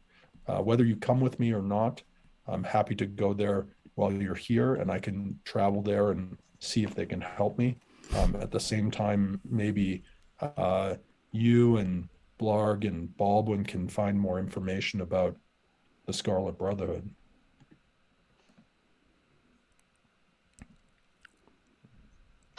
I don't know if we should be splitting up. Yeah, I was just going to say that he then kind of takes another pass at his drink, and is looking around to see if anyone's got food. Yeah, while you're talking, Rumble comes back and puts 4 plates of breakfast down. Again, there's strips of bacon. There's some sort of bowl of kind of a white, creamy, grayish gravy with chunks of meat in it. There are scrambled eggs, fried potatoes with onions or leeks or something, ramps maybe. But a very nice, warm, hot comfort food. The food seems to be prepared even finer than it was over at the Blushing Nereid.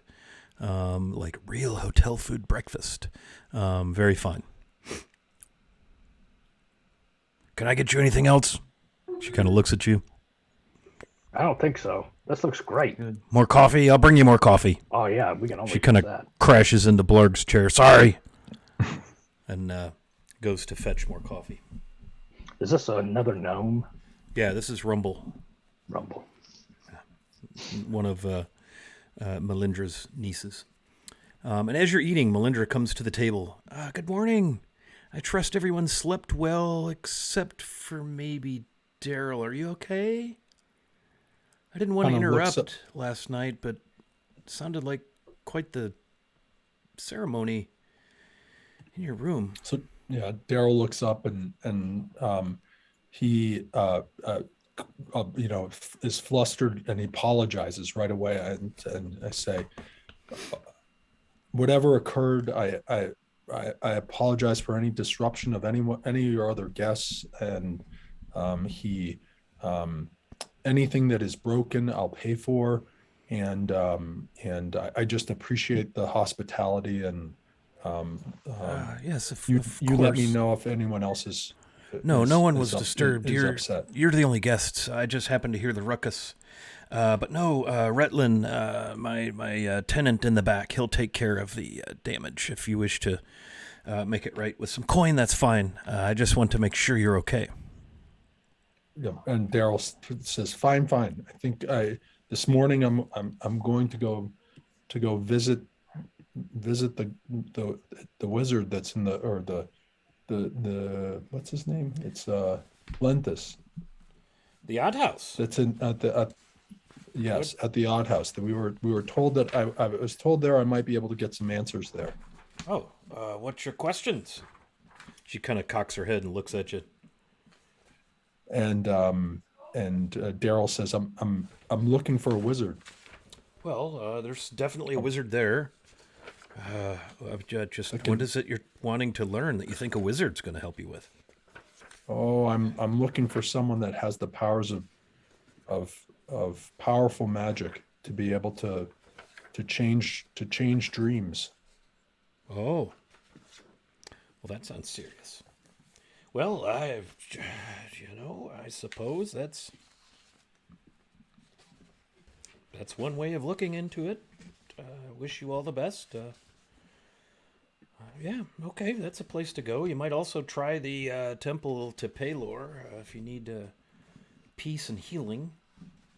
And then Daryl looks up and says, no, and he starts to kind of almost wig out again. He's like, I can't go there. I cannot go there. Are you in some sort of trouble?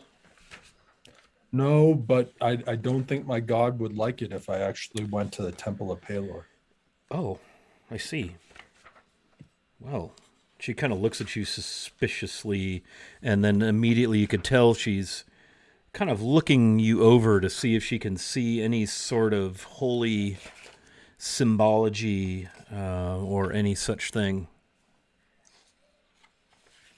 Obviously, Daryl still has his shield, and on the back of his shield is the symbol of his god, which is kind of this bird sitting on a perch. And I don't know whether or not she would or would not recognize that that's the symbol for Flanaess. Well, interesting. Yes, well, I wish you the best, and certainly you could, Lendes does know a lot about a lot of things there. Just, yeah, interesting. I'll be curious to see how that goes for you. And she looks at Blarg. I have an idea of some people, if you wish to meet with them. A family here in town. Oh. Yes. I I could would be arrange a meeting. Will this be with all of you? Well, I think perhaps I should meet them myself. I know for a fact that he is looking for a group for a task Oh, that might actually be related to your question, your message. well then, perhaps meeting all together is fine. I'll tell you what, I will arrange for them to come here and meet you. She looks at Daryl. Are you leaving for the Odd House right away, or would you No, put Daryl that looks off back until? and says he'll wait until he doesn't want to if these people are going to come to meet with the party. He wants to be part of this because he again has become more and more attached to the group over time. He's been able to open up to them and he feels a friendship towards them, and because of that, he it's again he feels even worse with regards to the things that are going on internally because of how much closer he's feeling attached. So he says to the group, no, I'll be here, and I'll go on after to meet at the Odd House after our meeting here. Very well. I will see then that we get them here just as quickly as we can. You just enjoy your breakfast and wait here. And Thank Yeah. you for arranging that. yes, of Thank course, you. of course. Very well then. Is there anything else I could get you? I take it Rumble has seen to your needs this morning. She has. Yes, it was very good. Excellent. Excellent. And as almost as if summoned, Rumble comes back out with two large carafes of coffee, sets them down on the table with a thump. One of them kind of slurps some coffee on the table. And Melindra just, and she quickly pulls a towel out of some pocket of her apron and sops it up very quickly. You notice this place is neat as a pin, fastidiously clean, just like pristine. And she just kind of shakes her head. You'll have to excuse her. She's a little awkward. And Rumble kind of just rolls her eyes and growls at her a little bit and heads back to the kitchen, clearly embarrassed by her aunt.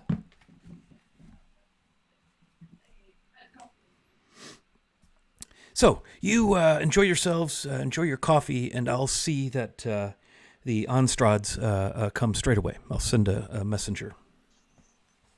That sounds good. Thank you very much. They're just here in town, so it shouldn't be long at all. So Baldwin wants to sort of pull Hobbit Dwarf to the side for a minute and speak under his breath a little bit. I'm gonna confide in you, brother. I'm not without some experience with foul dreams.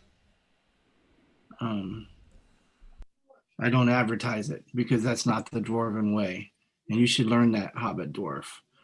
But I do understand.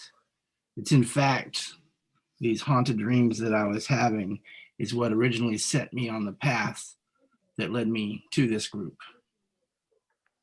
Daryl looks at Baldwin and almost like he's just like a relief comes over him that someone at least understands a little bit what he's going through, and he looks at Baldwin and says, "You're not drunk." I'm never drunk. Okay, tell me more drinking. then.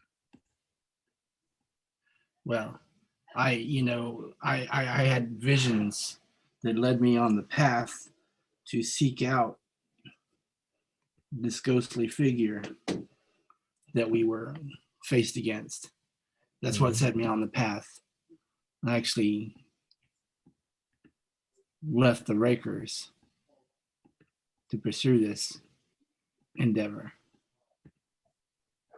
How long have you had these dreams or these premonitions? Off and on for most of my life, but it wasn't until like recently that they started, manifesting in something specific. How have you been able to deal with these? I mean, Daryl looks at him, they're searching for answers, because he again has been just racked that he's slept on and off for, now it's been obviously years that this has been going on, and he has not found a solution for this. Well, in my own case, it's never been so harsh that it, prevented me from, pursuing my, wants and needs until recently. And that's what, forced the move. And once we, came together as a group and had what success we did, my sleeping almost immediately went back to normal. I mean, occasionally I still have, fitful sleep, but nothing like what led me up to begin this journey. So Daryl kind of thinks about that, and he says, so you mean that because you were able to accomplish what you did in your dreams, that it went away? That seems to be the case. As I said, growing up, I've always, had this, darkness that I felt, and I still do. But it wasn't until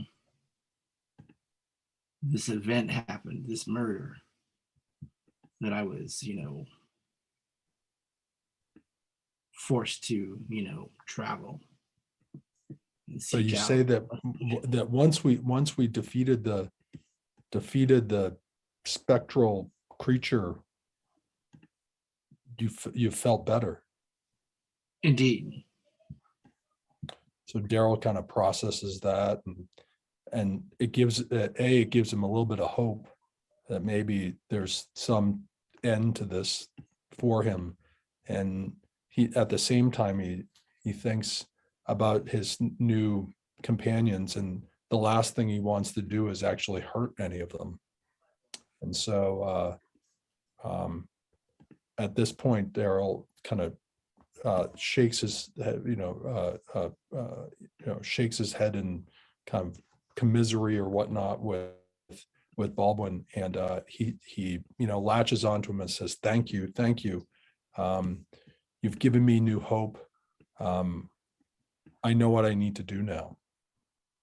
And he then goes back over to the party, the rest of the party, and sits down, and honestly, he looks a little bit better. When he gets back to the table, Blarg's going to be eating his breakfast, and he's going to say, hey, I was thinking maybe you're actually possessed by a demon. Daryl looks at him, friend, you're saying that I'm possessed by a demon? I said maybe. I don't know. Ask the wizard. I don't know. I'm a man of faith. I hope that I am not. If you feel that I'm that way, then maybe, but I don't think my God would allow me to be possessed by a demon. Well, maybe, but it just seems to me that like a demon, I'm no demon expert really, but it just seems to me like a demon, who better to possess but than a man of faith or woman of faith or whatever. Be a good one to possess. Daryl thinks about it and says, you've got a little person, little goblin. You've got a good point. I don't really like the term little. Powerful would be okay. He kind of, Daryl brushes that off. It doesn't even register. And he thinks about that, and the food is there now, kind of piping hot in front of him. Grabs his fork and digs in. He feels better.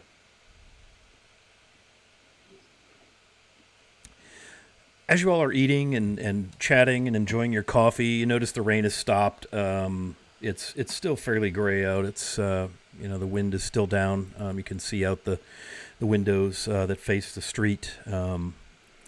And there's, you can see that there's been some foot traffic and cart traffic on the road in front of the establishment. And in the front door comes a couple, a human couple, look like they're maybe late 50s, dressed very, very nicely, dressed in quite nice finery.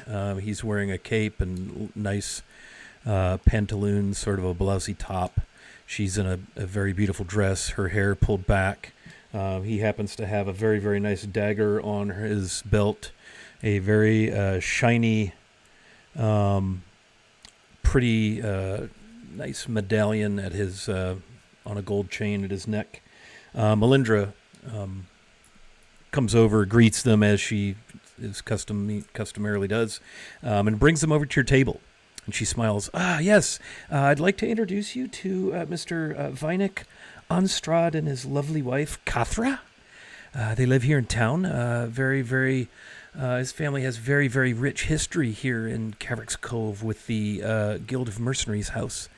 His great many generations, Kalis Anstrad, actually built the Guild of Mercenaries and organized it with our founder, Henrik Caverick, way back long ago. But they... I think they may be able to help you and you help them.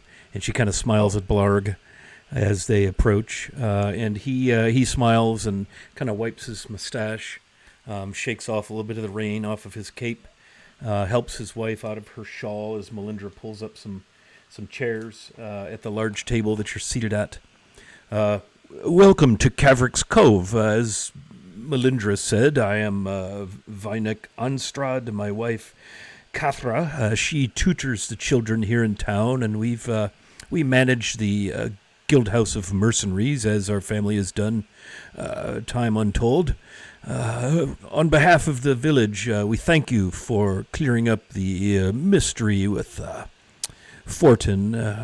Happy to learn that he was not the culprit, and still very sad to have lost a good man in Mr. Harrison. But thank you for getting to the bottom of this. I think the village owes you a debt of gratitude. And he and his wife sit. Well, thank you. Thank you for coming to meet with us.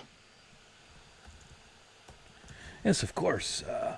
Melindra tells us that you've a message you wish to pass along to some people we may be able to connect with. And he kind of leans in. The dining room is empty. It's morning, middle of the week. Moon Day is the day of the week, the third day of the week. And it's been quiet in here the whole morning. Obviously, the Blushing Nereid Tavern is where the bulk of the, hub of the town is. This is more of a fine dining and inn type establishment, so it's quiet.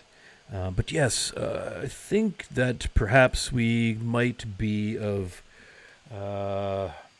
mutual benefit to one another based on what Melindra, what little she's shared with me. Why don't you tell me a little bit more about what it is you need there, Mr. Blarg, is it? Indeed, my name is Blarg, and I am a friend of Sir Roderick. Yes, she mentioned that. And he kind of stops you for a second. He looks at Baldwin. And your name, sir? You're muted. Sorry, I can't hear you. I'm Baldwin of the Rakers. The Rakers, you say? Well, this gets better by the introduction. And he looks, yes, a good elf. What might your name be? I am Eredith Carwin. Eredith Carwin. Pleased to meet you. And you, sir?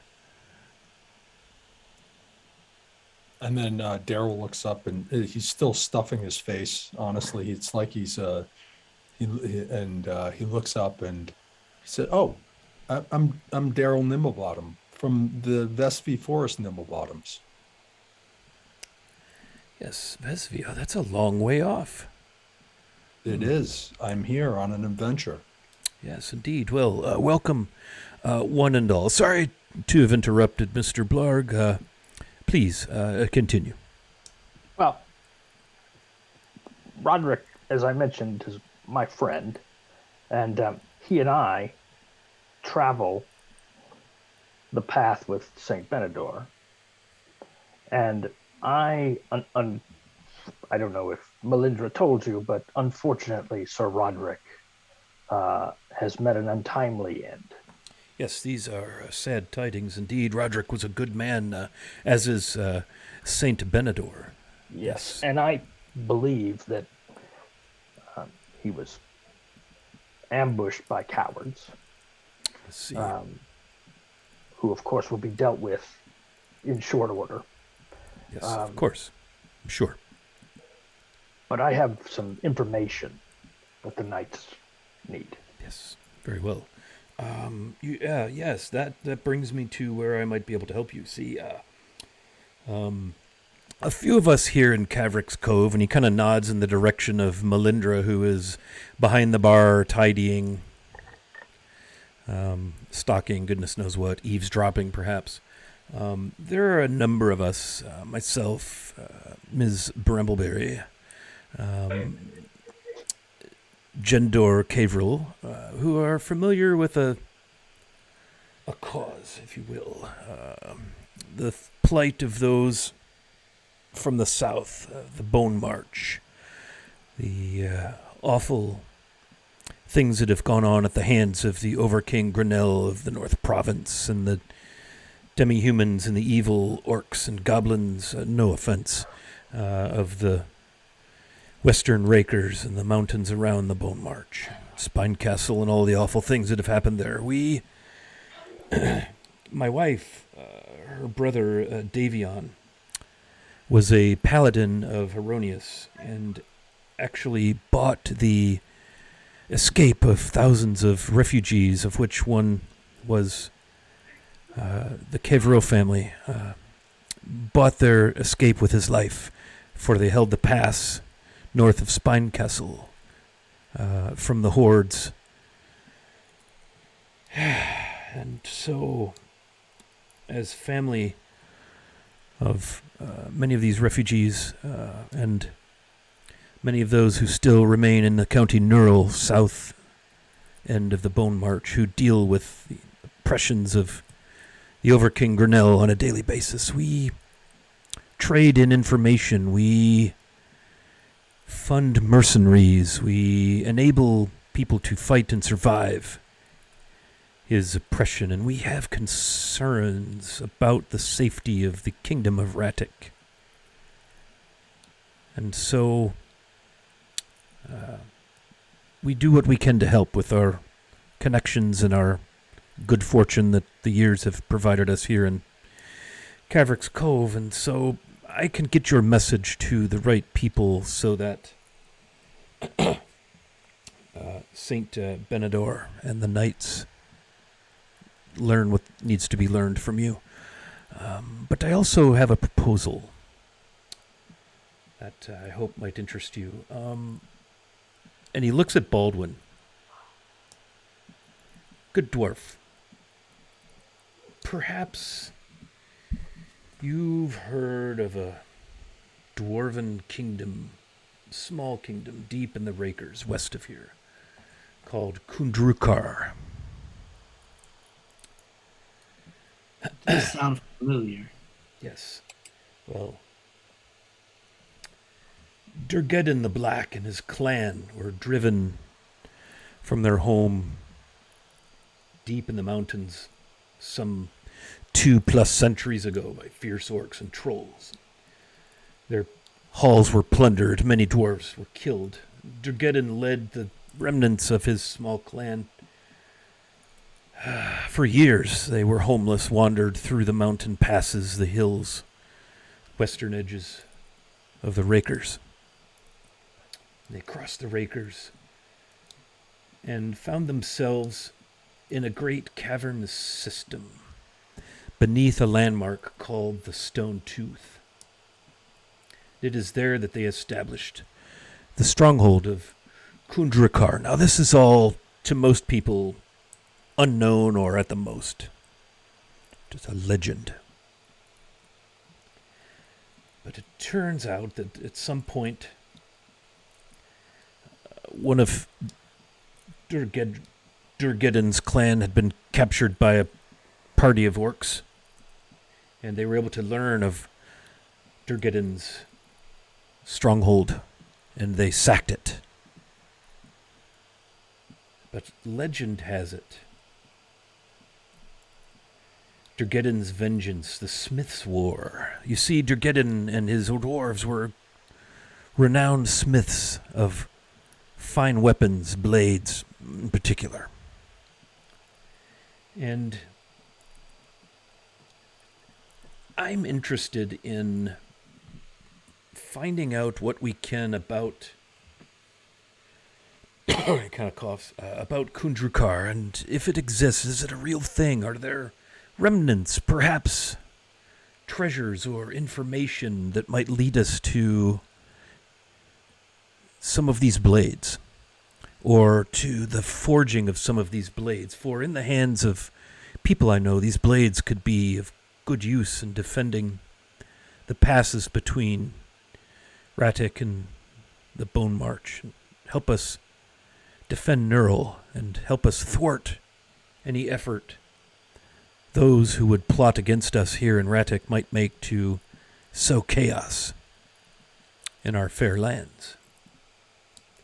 So if you might be willing to venture westward, I recently had the opportunity to meet with a fellow, Baron Alphen of Blazing Dell, deep into the Rakers west of here. He provided me with this, and he pulls from somewhere in his garb about an 18-inch cloth-wrapped object, and he lays it on the table, and he very carefully opens the cloth, and it's the blade of a sword. It's notched.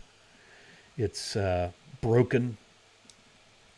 And he points and he shows you the smithy marks, or the maker's mark on the blade. Apparently it's the lower end of the blade.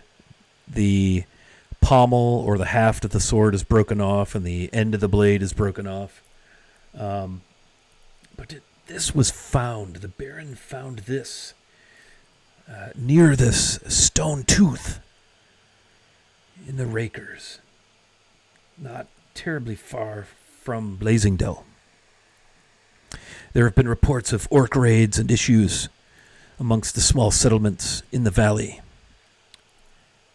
And I might press upon you to consider going west to learn all you can about this blade, perhaps to explore this stone tooth. Perhaps this is the very old landmark described in the tales of Kundrukar, the forge of Durgeddon, perhaps. Anything we could learn or retrieve or map out from the region, if this does prove to be what I think and hope it is, well, this could help us in our time of need, as again we do all we can to thwart the dark forces who aid over King Grinnell. Yes, what do you think?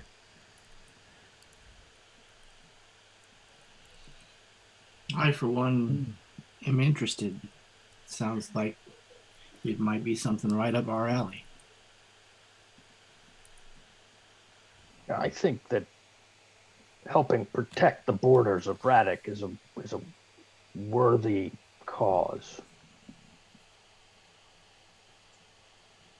You'll find several families in Caverick's Cove willing to aid and comfort those who are sympathetic to the protection of not only the refugees of the Bone March and Neural, but the borders of our fair lands.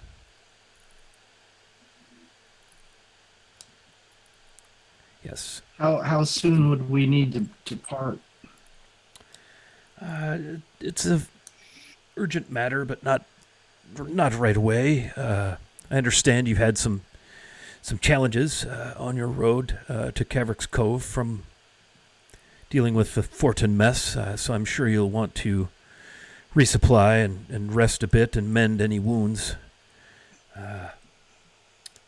But Indeed. we would be willing to fund your travel and reward you should you find it in your power to map the area. If you find any caverns or a system of underground stronghold, perhaps the stronghold, we would be willing and able to reward you greatly. And what of any treasure that we might find along the way? I seek only the forged blades of Durgadin, so anything else you find would be yours. I would presume this is, being as deep into the Rakers as this is, a rather inhospitable place, and so I'm sure this will be dangerous. We will pay you each 20 gold if you can bring back any information. If you are able to map this, I would pay 100 gold for any maps. And if you are able to, if this in fact does turn out to be Kundrukar and this forge of Durgadin, and you can bring back any blades, then the reward would be great indeed.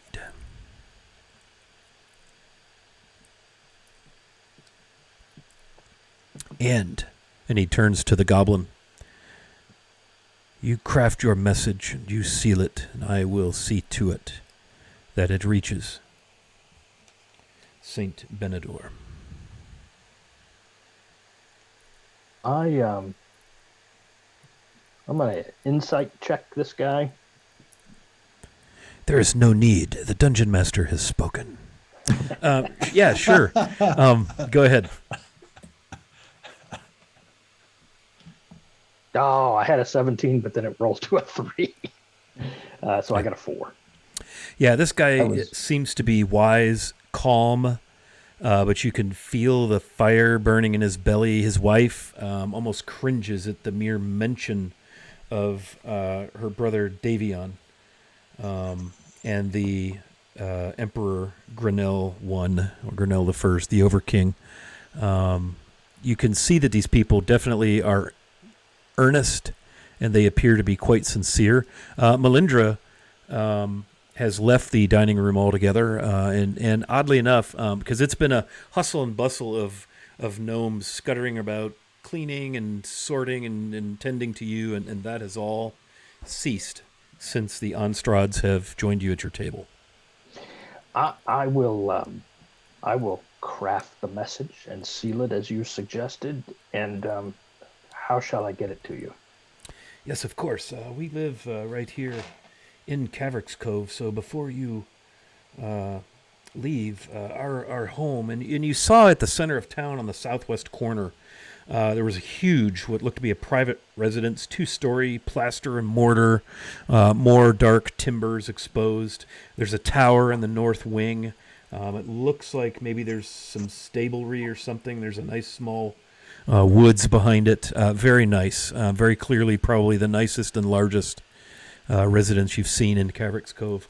We are across from the Nereid, right at the center of Caverick's Cove. If you come to the residence, you could deliver it yourselves, and we will provide you with the maps that I was given by Baron Althan that will get you to Blazingdale. You'll have to go west from here to Aurichold.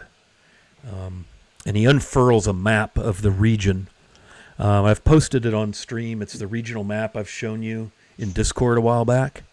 And you'll see Aurichold is due west of Fang Mountain, kind of along the bottom there of the map.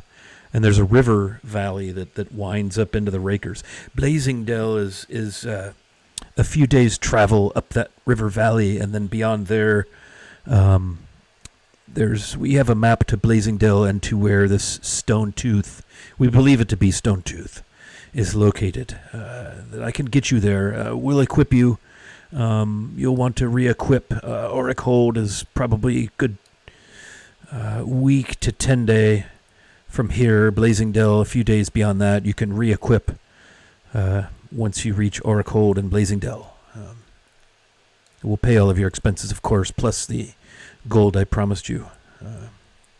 Yes. Well, I can't speak for the rest of them, but Blarg is in.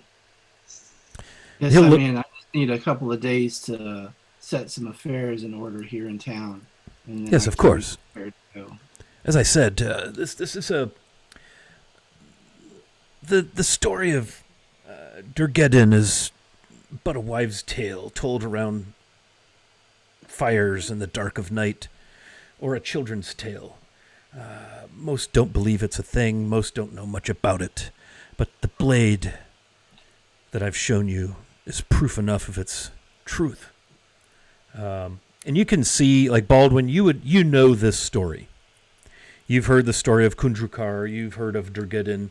You recognize the maker's mark on the blade.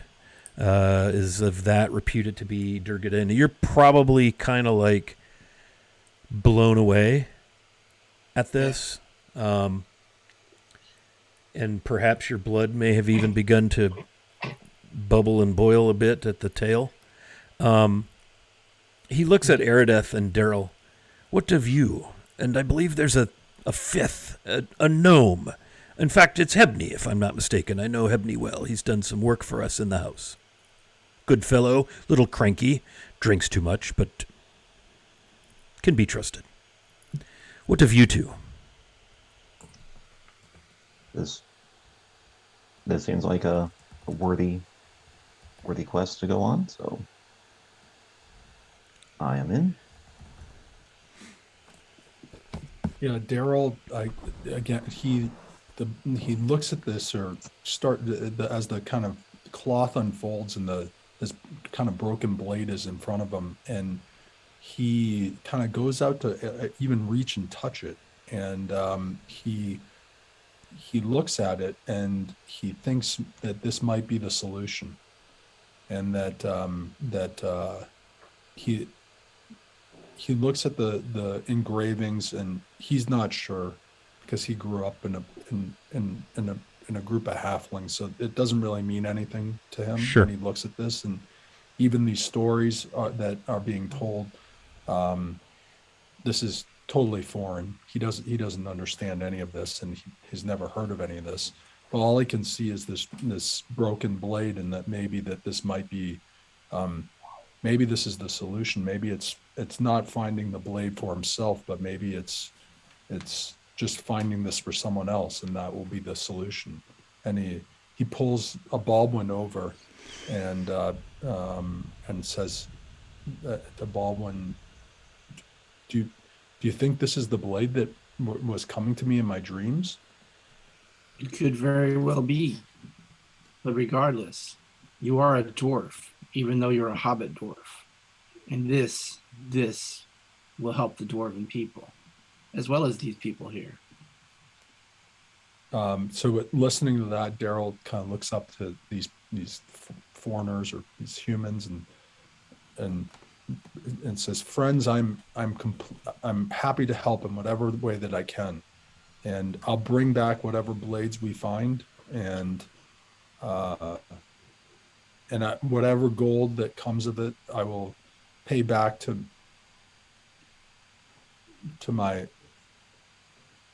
church back in the forest, and be able to support the people where I came from, and hopefully we'll be able to return peacefully back to the forest without these nightmares." Well, this is a relief. It is settled then. In 2 days, come to our home. Bring your message, Blarg. We will have the maps prepared. We will have your coin. We'll give you 20 gold each for taking this trip, and we're going to assume that you return and you have information that either proves or disproves our suspicions that this is in fact Kundrakar that you're going to find. If you're able to find it and enter and explore and map it, will be an additional 100 gold pieces each. And if you... And he kind of pauses and looks at his wife and kind of holds her hand on the table. If you're able to return with any of the forged blades of Durgadin, then we will discuss your reward. And of course, anything you find along the way will be yours. We'll provide you maps from Aurickhold to Blazingdale to where we believe the Stone Tooth to be located. And you may set upon your journey at your discretion.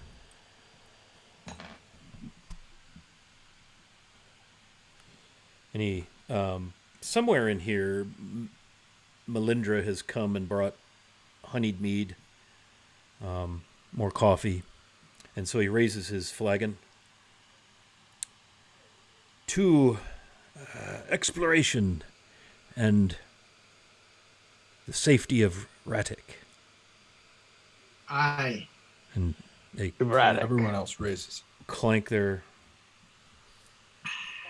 tankards and flagons and slop a bunch of mead and coffee all over the table, much to the chagrin of Melindra, who's standing behind the bar like...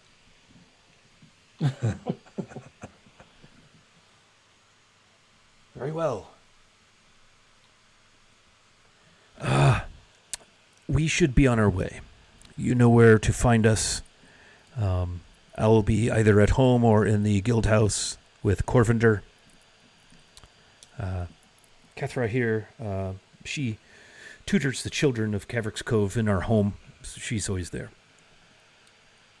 If you need anything between now and 2 days, just let Melindra know. We'll see you in 2 days. Very well. And she smiles and nods. Thank you. Thank you. And they stand up and arrange themselves to go back out into the chilly weather. And they leave. And Melindra comes over. So, I trust that was the help you were seeking. Yes, thank you for arranging that. That is exactly what I was looking for. She looks and meets each individual's gaze around the table. Eredeth, everything to your liking? Yes, everything is good. And as soon as the couple is left, I will use prestidigitation and clean up the spilled all over the table. And then I'll look at Barg, not a wizard.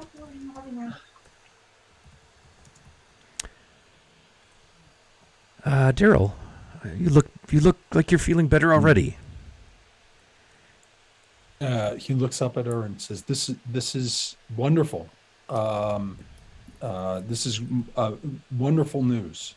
And it looks like this is the first kind of glimpse of hope that he might have, like someone with some horrible chronic problem that they've continuously been there for years, that he's finally potentially sees a ray of light that's coming through that might be able to solve him of this. And so he's basically to the point where he's almost ready to go, that he looks at over to Blarg and says, I don't think I need to go to the odd house. I was planning to go there to find the wizard, but I think I have this. I think this is the solution. What do you think? Oh well, that sounds fine to me. Maybe that's the demon talking, but I'm with you. And again, Daryl looks kind of a little bit like demon. Demon? What are you talking about? Why does this guy keep talking about demons? But at some level, he's like, yes, little man. I agree. Strong. And strong man. Powerful. Sorry, not little man. And then he kind of wipes up the rest of his, off his mouth from all the kind of food that he had just eaten, and kind of packages himself almost like he's about ready to get up and leave.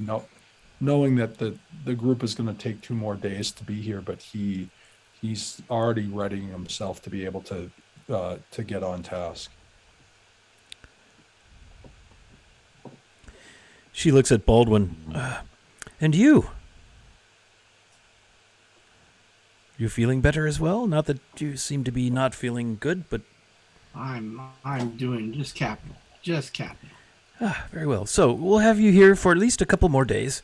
I know you've already purchased a week's worth of time and so forth. That's not a problem. Is there anything I can do for you while you get your things in order for your next bit of business with the Unstrats? So I have some business with Gendor. Ah, yes. I'm going to be introducing a new distilled product. It's going to be a vodka made from parsnips.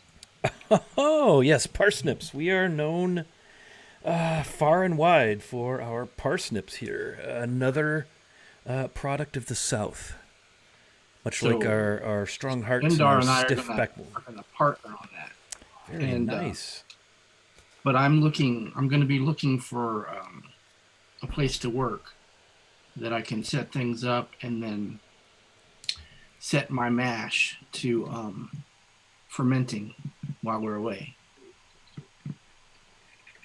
So I'm on the lookout for a workspace that I can set up shop.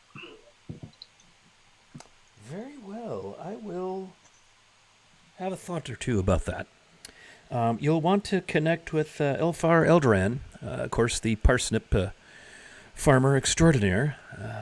Yes, I would say that Gendor Cavril would be the right person. And once you get your recipe proven out and tasty, I should like to sample it and make arrangements to purchase some for sale here at the Centaur.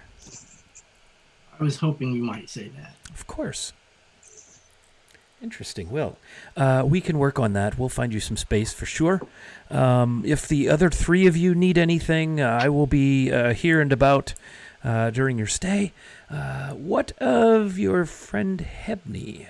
Perhaps I should send word to him to join you here for a conversation. Indeed.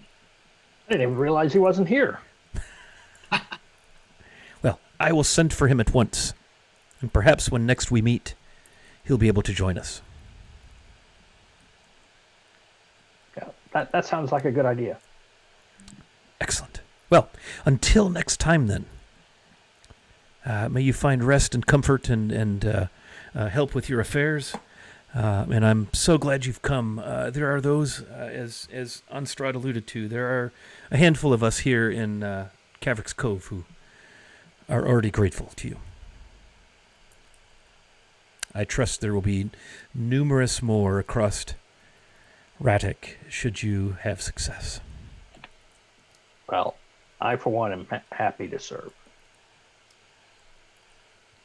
Okay, and with that, you've probably arrived at, noontime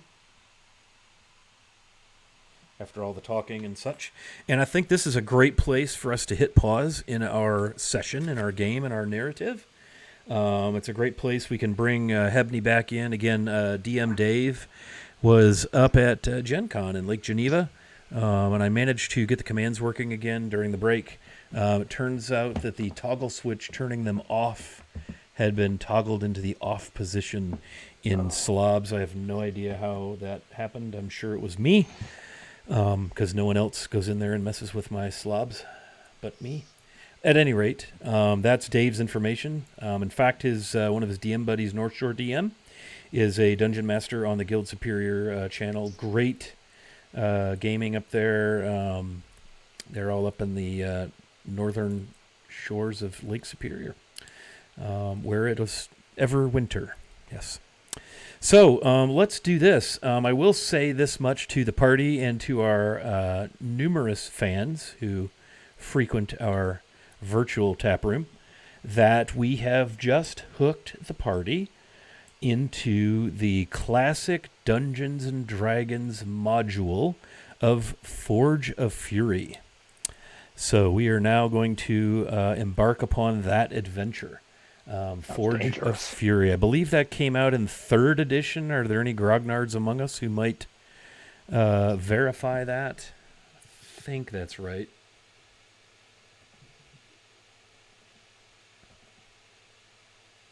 Yeah, 3rd edition is what I'm seeing. It was written by Richard Baker. The year stamp on this is 2000. So, sort of classic. But yeah. So we're going to be diving into the Forge of Fury. Woo! How exciting. Yeah. All right, so consider yourselves hooked. And from there, who knows? But it seems that we also have a bit of political intrigue, haven't we? Maybe. The forces of darkness interwoven with character backstory and rage tinkering.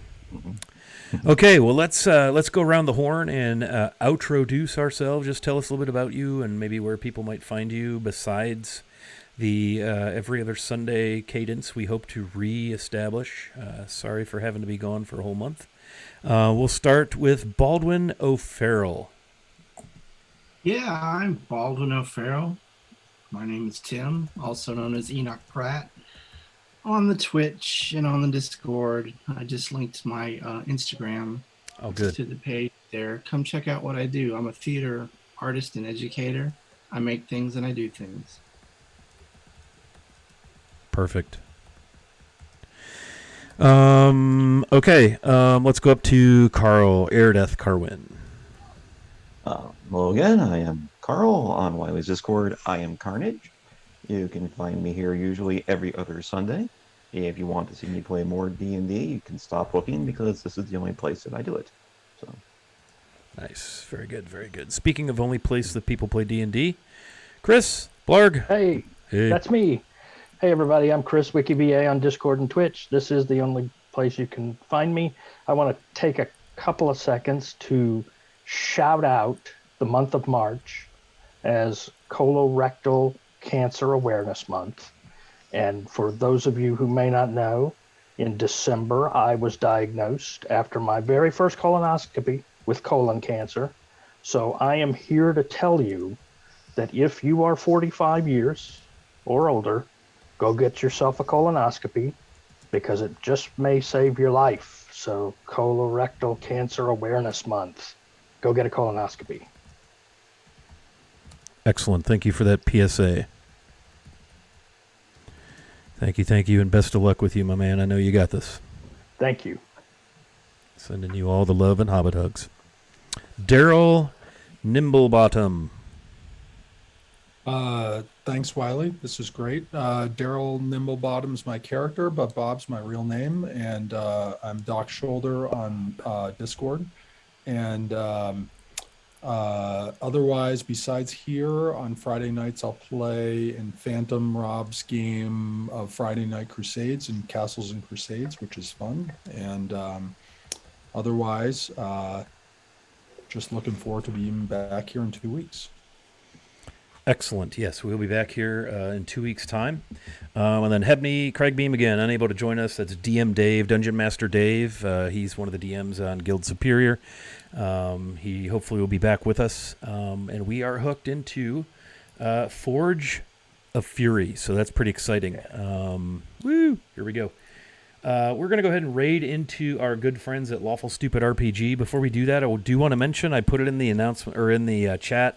I'm the co-host of a podcast called Greycast that explores various elements of the world of Greyhawk, from lore to classic adventures to current Greyhawk creators, streamers, module writers. Monday we drop another episode with John from Blue Box RPG. He's a Greyhawk streamer on Tuesday nights, and he also runs a Arcanum show on Wednesday nights over at Blue Box RPG on Twitch. So, and I'll put his info here in chat as well, so give him a thought. But we'll drop a podcast episode Monday morning, featuring an interview with John at Blue Box talking about his channel and Greyhawk. So, let's go jump into Lawful Stupid RPG and give them a nice big shout over there. They stream all kinds of stuff. I think they're running a Dark Sun game this afternoon. But they stream Greyhawk, they stream Descent into Avernus. Their sponsor is Kraken Dice, which is really cool because Kraken Dice are awesome. So give them a shout, and we'll see you tomorrow night for Mysteries in the Dale Lands, our Forgotten Realms game, 7:30 p.m. Eastern, and we'll see you in a couple of weeks with another session of Secrets of the Flanaess. Thank you for hanging out, and be nice to one another out there. Take care.